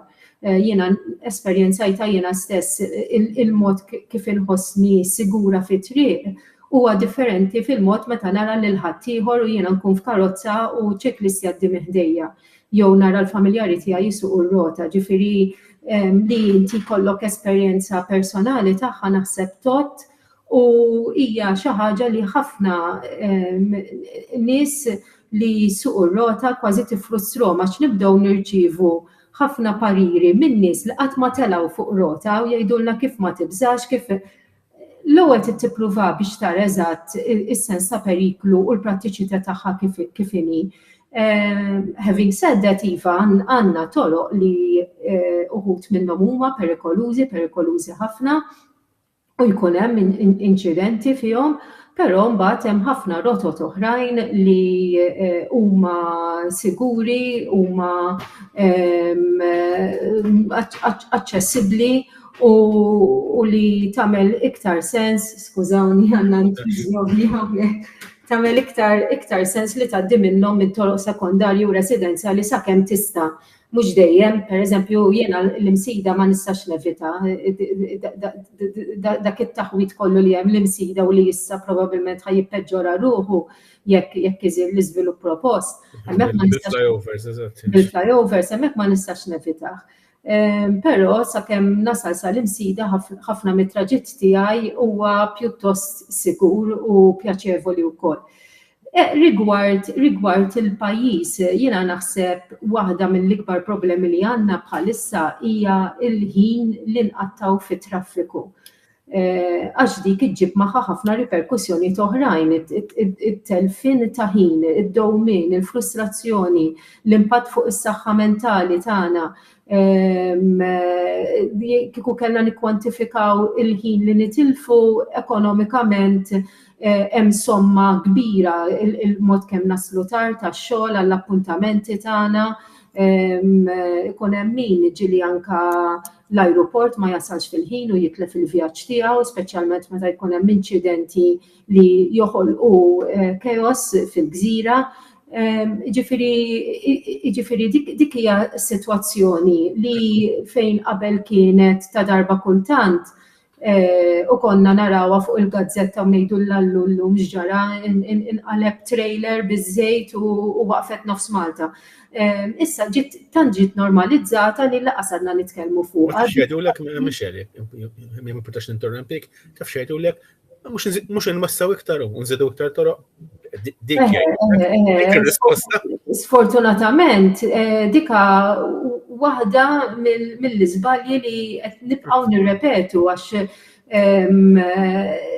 kollha kemm aħna nafu li l-ispazju huwa tant limitat, allura tibża lih u iktar ma ħadd tipprova tuża dak l-ispazju, speċjalment għal użu wieħed biss ta' trasport, iktar ħadd kompli tippeġġora s-sitwazzjoni għax ħadd kompli tinkoraġġixxi n-nies biex jiddependu fuq il-karozza. Jiena minix qed ngħid kulħadd għandu jirkeb ir-rota u ejja inħallu l-karozzi fil-garaxx jew wara l-bieb u mmorru x-xogħol bir-rota. Ir-rota mhijiex għal kulħadd u jista' jkun hemm vjaġġi li jagħmlu iktar sens meta inti tagħmilhom bil-karozza milli bir-rota, pereżempju fil-għaxija. Qed iġġor xi ħaġa jew fil-għaxija wara ċertu ħin, forsi dak li jkun ma jħossux daqshekk safe li jgħaddi bir-rota fid-dlam għax jekk jinqalalek xi ħaġa m'għandekx is-sigurtà li tista' tik il-karozza. Però u lanqas hija għal kulħadd għax jekk inti anzjan jew tifel, tifla dak li jkun, irridu nkunu prattiċi, nkunu prattiċi fl-argumenti tagħna, però ovvjament kull darba li hemm xi ħadd tagħmel għażla biex jieħu rota miflet il-karozza jew ħalli spazju għal min għandu bżonna. Ħalli spazju eżatt għal min għandu bżonna. Jiġifieri dika naħseb id-dowmin ta' traffiku u l-reperkussjonijiet li hemm madwarha qed toħloq problema kbira fil-pajjiż u rridu bil-fors xi darba niffaċċjawha, ma nistgħux nibqgħu kull darba inwessaw it-triq jew inwaħħlu bil-bord u ngħidu kemm frankajna minuti f'sena. I mean, issa kulħadd irrealizza li verament hemm din il-problema u għalxejn noqogħdu nġibu skużi ma x'kien hemm inċident għax kienet ix-xita għax qed jaqilgħu it-triq.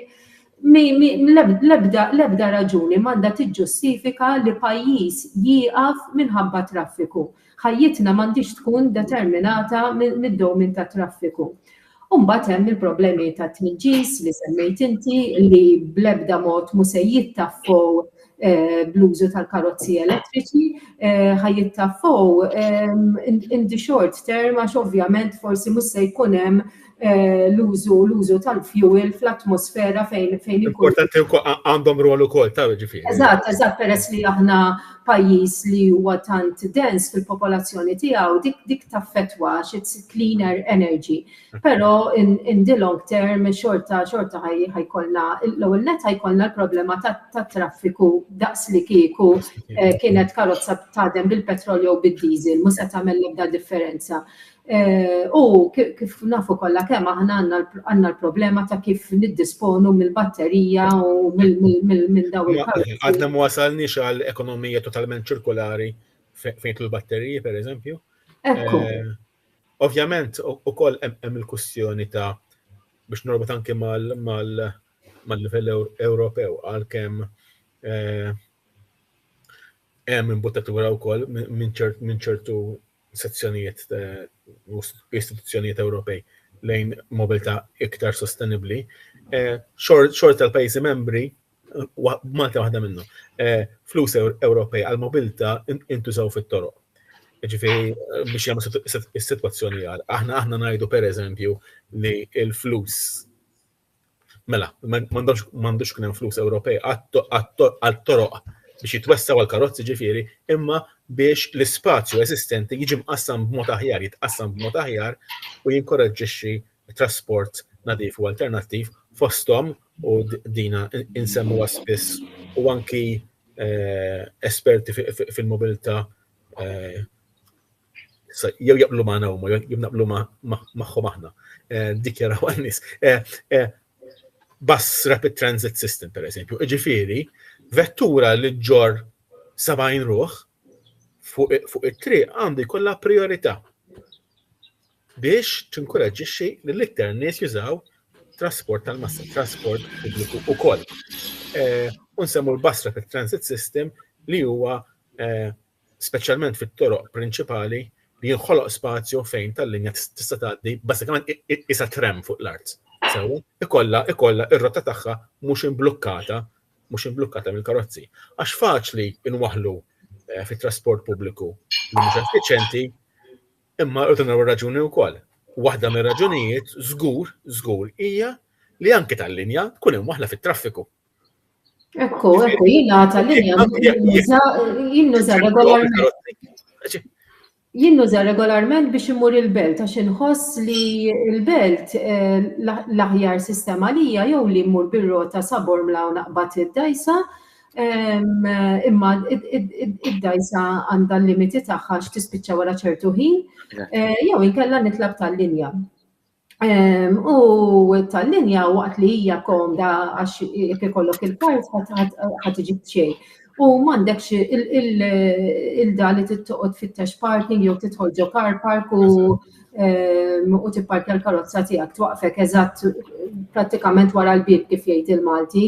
Imma id-dum daqs jekk mhux iktar minn karozza x'inti kull darba li qed taqaf fl-stages u jiena noqgħod ħażabbar għandna minn ħażabbar saraħal ġdid. Hemm ħafna stages, kull darba li qed taqaf fl-stage biex jitilgħu il-passiġġieri, qed titlef il-post tagħha fit-traffiku. U mbagħad sakemm terġa' xi ħadd tiċedi u terġa' tmur, ġifieri tlift l-indipendenza li tik il-karozza jew ir-rota biex inti tlajt tal-linja. U ma ħadd xejn minnha fis-sens xorta qed twassek fl-istess ħin jew iktar tard. Inutli nagħmlu sistemi ta' trasport pubbliku b'xejn jekk in-nies xorta mhux se jiggwadanjaw minnha din is-sistema. Jiena jidher li l-prezz qatt ma kien issa ma nafx, nitkellem għalih ma nafx, imma qatt ma kien xi kwistjoni l-prezz li kien jew li huwa anke li huwa għal min xorta jħallas għax m'għandux il-kart. Huwa relattivament baxx. Anki jekk tikkompara ma' jekk m'għandekx il-kart, jekk minix qed niżbalja tiġik 250 kull vjaġġ, jiġifieri kull satejn. Kull satej, jiġifieri jekk inti għandek qadja l-belt u damitlek iktar minn satej, ġitek 5 euros. U bil-kart qabel bil-kart kien 75 ċentesmu kull satejn. Li nara. Ma kif qed tajt intu ġifieri. L-ispazju fit-toroq għandu jkun imqassam b'mod aktar demokratiku bażikament. Li nara wkoll li hemm ħafna aktar soluzzjonijiet għal nies li jgħixu bħali fiż-żoni ċentrali bħal Birkirkara. Pereżempju għax minn Birkirkara hemm ukoll dik l-option tal-linja direct li inti tibbukkja fuq l-app tal-linja jiġi xi stages speċifiċi għandi wieħed just 2 minutes walk u liħor 3 minutes walk, so vera konvenjenti għalija u jista' joħodni San Juan direttament San Juan, l-imsida, iż-żona jisu ta' 6 kilometri minn Birkirkara. Imma din hija soluzzjoni li joffruha biss għaċ-ċentru ta' Malta. Tasal sal-Blat tal-Bajda, ma tasalx sal-Belt, per esempio. Huma buses żgħar, minivans li huma wheelchair accessible. Il-fatt li jesaw ftit nies, jiġifieri mhux se jieqaf f'kull stage imma skont il-ħin u skont min ibbukja il-van. Sal-Pembroke tasal minn Birkirkar sa Pembroke, per eżempju, għalija soluzzjoni tista' tkun anki regionally irridu naħsbu xi ftit differenti. Għax reġjonalment, ikollok dawn il-minivans li tibbukja minn qabel convenient kważi l-istess prezz tal-linja jekk ma tużax il-kart u tasal. Jekk ikollok regions oħrajn f'Malta li jkollhom l-istess sistema b'xi overlap. U bat ikun hemm dik il-connection ukoll fejn ikollok pereżempju xi industrial estate fejn jaħdmu ħafna nies. Mela kollok kważi bħala park and ride imma soluzzjoni xi ftit differenti għax jien nista' nasal sax-xogħol pereżempju jekk naħdem San Ġwan minn Birkirkar tista' tieħu din l-opzjoni. Tista' ukoll timxija minn San Ġwan sal-Birkirkar jew tista' wkoll tmur bir-rota, imma hemm bżonn li jkun hemm options differenti għal kull persuna u narah minni wkoll. Hemm xi drabi nużaw il-karozza għax sejrin jien u l-girlfriend tiegħi biex imorru is-supermarket. U anke di ħaġa li tista' tagħmel bil-rota maħallija. Biex nagħmlu xi għaddi li huwa outside of that 5 km, 10 km zone. U mbagħad nużaw tal-linja biex imorru l-belt għax il-belt li nsib skomdu bir-rota li ma tantx għandek postijiet siguri fejn tista' tħalli il-rota għandek biss żewġ postijiet dejn St. James Cavalier, spazju kreativ, so hemmhekk ukoll bħala belt m'għandix il-faċilitajiet għar-roti tħossok skomdu tħallija fin-nofs tat-triq jew fuq xi sidewalk għax hemmhekk tibblukka għal xi ħadd ieħor. U mbagħad nimxi jew eżatt. So il-fatt li għandi dawn l-opzjonijiet differenti kif ukoll id-dajsa vera nsiba komda li anki bir-rota jekk irid immur sas-sawt ta' Malta nasal il-belt bir-rota nirkeb fuq id-dajsa bir-rota u nista' nkompli l-vjaġġ tiegħi. Tal-multimodality, il-flessibilità vera importanti u affarijiet li jekk għext barra bħali normali li forsi tibda l-vjaġġ bil-metro u mbagħad tirkeb tal-linja u mbagħad timxi xi ftit. L-idea li għandek bżonn tieħu karozza mezz wieħed biss biex tasal ma taħdimx u qatt mhux se jkollna soluzzjoni li fejn kulħadd ikollu ġast dak il-mezz wieħed biex jasal, imma xorta hemm bżonn li jkollna dik il-flessibilità li dawn it-tal-linja direct li huma minivans jiġu introdotti f'postijiet reġuni differenti biex jinqaddu reġun u minn kull reġun ċentrali, per esempio, minn San Pawl jista' jkollok il-bus rapid transit sa' St. Julian's fejn u mbagħad ikollek xorta l-reġun fejn tista' tuża il-minivan biex tassal hemmhekk. Ikollok il-bus rapid transit mill-airport sal-Marsa, per esempio, mbagħad mill-Marsa jkollok il-minivan għal dawn il-postijiet. Hemm bżonn li nkunu ftit aktar kreattivi fil-mod kif naħsbu u naħdmu tal-linja. Għext Miami u fuq il-buses kellek bike rack. Mela jekk inti se tagħmel distanza itwal imma xorta taf li għandek bżonn 5 minuti bir-rota tista' tirkeb bir-rota fuq il-karza tal-linja la tasal fejn l-stage tista' mbagħad tieħu r-rota għall-aħħar 10 minuti jew l-aħħar 5 minuti. Hemm bżonn ta' dawn il-options fejn nistgħu verament we join different methods of transport. U naħseb wasalna biex nagħlqu naħseb dan iġibna lura għal bżonn ta' toroq iddisinjati għal kulħadd. Għax meta tħossok safe fit-triq, ovvjament, lest li tuża triq iktar, anke bil-mixi jaħseb u wara għal vjaġġi bir-rota, per eżempju, u mezzi oħrajn. Sfortunatament, nħoss li d-disin huwa totalment għal-karozzi, anki il-mod kif jippruvaw defsu parking kullum kienu spazju għal ħadd, isu xi dritt li tipparkja fejn trid. Fil-fatt jekk irridu nbidlu, irridu anke nibdew naħsbu f'dawn l-affarijiet. U naħseb l-iktar ħaġa importanti anki biex norbota ma' fondi Ewropej jintużaw biex verament ikollna din l-shift lejn toroq iktar sikuri, lejn toroq id-diżinjati għan-nies. Mhux toroq id-diżinjati li tħossok sejf fihom jekk inti magħluq f'kaxxa tal-metal, ġifieri f'karozza, ma li tħossok sejf fihom anki jekk tkun iktar espost biex ngħidlek. U nistgħu nibdew prodott partikolari fejn ikun hemm ħafna nies, fejn jivvjaġġew ħafna nies, forsi anke fejn jivvjaġġew ħafna nies ta' età iżgħar, għax imbagħad huma jidraw ikun jista' anke huma bħala ċittadini jagħmlu pressjoni biex l-affarijiet jinbidlu. Qed ngħid pereżempju l-Università, l-MCAS, il-various institutes tal-MCAS, ma nafx il-Mosta, il-Higher Secondary, fejn hemm ammont kbir ta' sasaħ li ċaktarx iħossuhom iktar komdi jagħmlu dawn l-għażliet u naħseb jekk nibdew minn hemmhekk naħseb nistgħu nagħmlu avvanzi kbar ejja ngħidlek. Semmejna wkoll li mhux bil-fors kulħadd juża r-rota, ovvjament laqgħet insemmu r-rota, imma anki jekk ma nafx jekk hux se nkun żbaljat Michel, anki jekk naslu għal 10% tal-vjaġġi isiru bir-rota, dak ġa jkun avvanz kbir. Assolutament. Karozzi jiġi ammont kbir ta' karozzi. Tagħmel differenza enormi.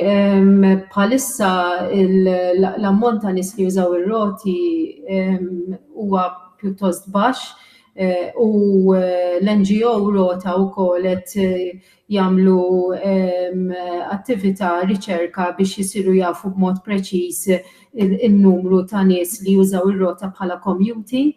Pero definitely tagħmel differenza kbira biex nagħlaq nixtieq naqbad fuq kelma li qed Ralf li oġbitni ħafna s-sens ta' demokrazija.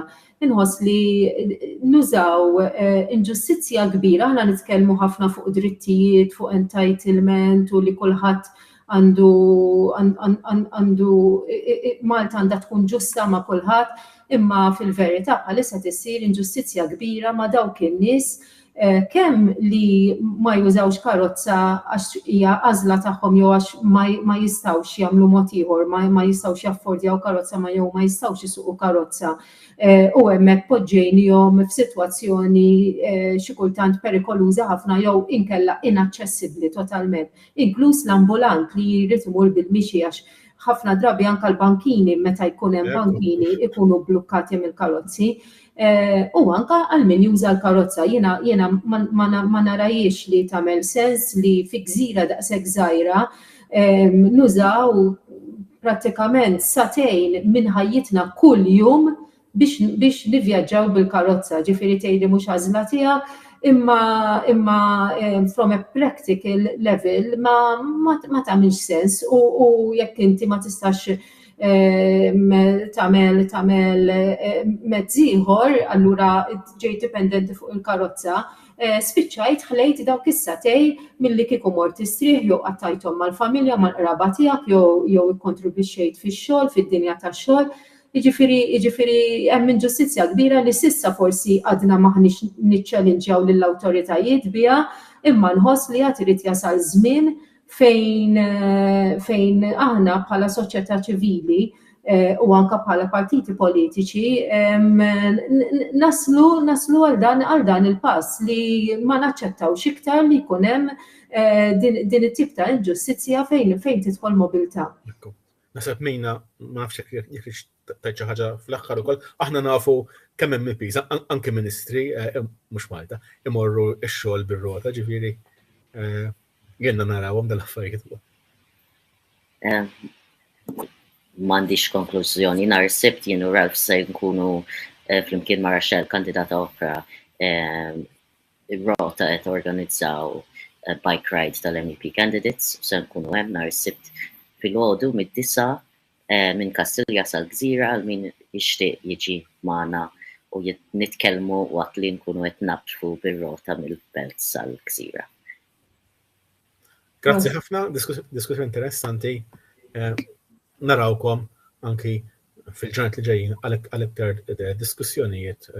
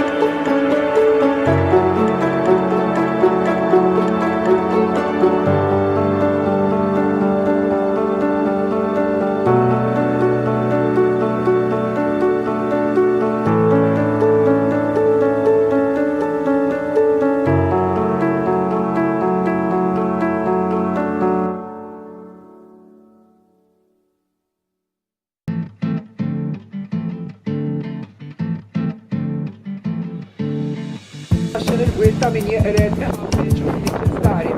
L-ilma, l-art u l-ambjent.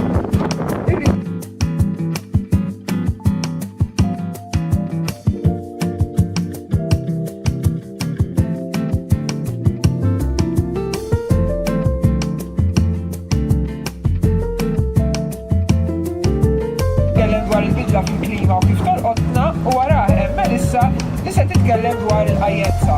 Iktar sena kemm ilhom jinżammu r-rekords tat-temp li kienet temperaturi għoljin.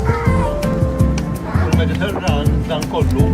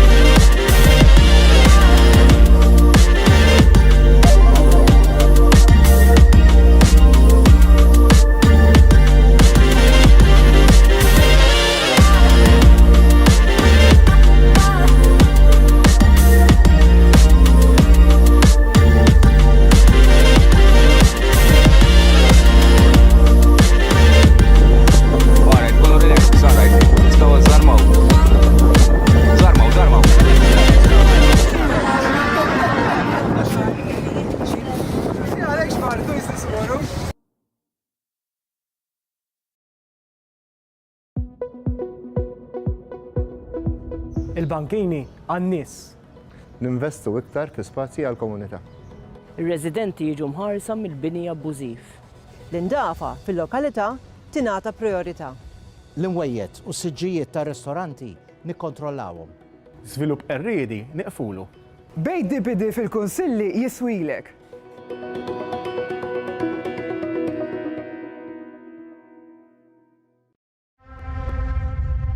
Jiswielek li nsaħħu l-infrastruttura l kulħadd Maltin u mhumiex.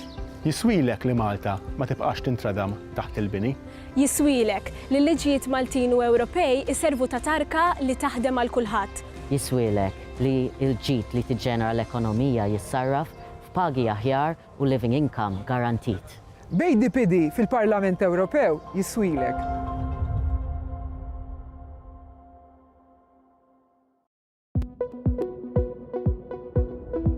Il-bankini għan-nies.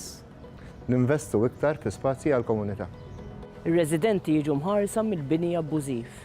L-indafa fil-lokalità tingħata priorità. L-imwejjed u s-siġġijiet ta' ristoranti nikkontrollawhom. Żvilupp erriedi neqfulu. ADPD fil-Kunsilli Jiswielek.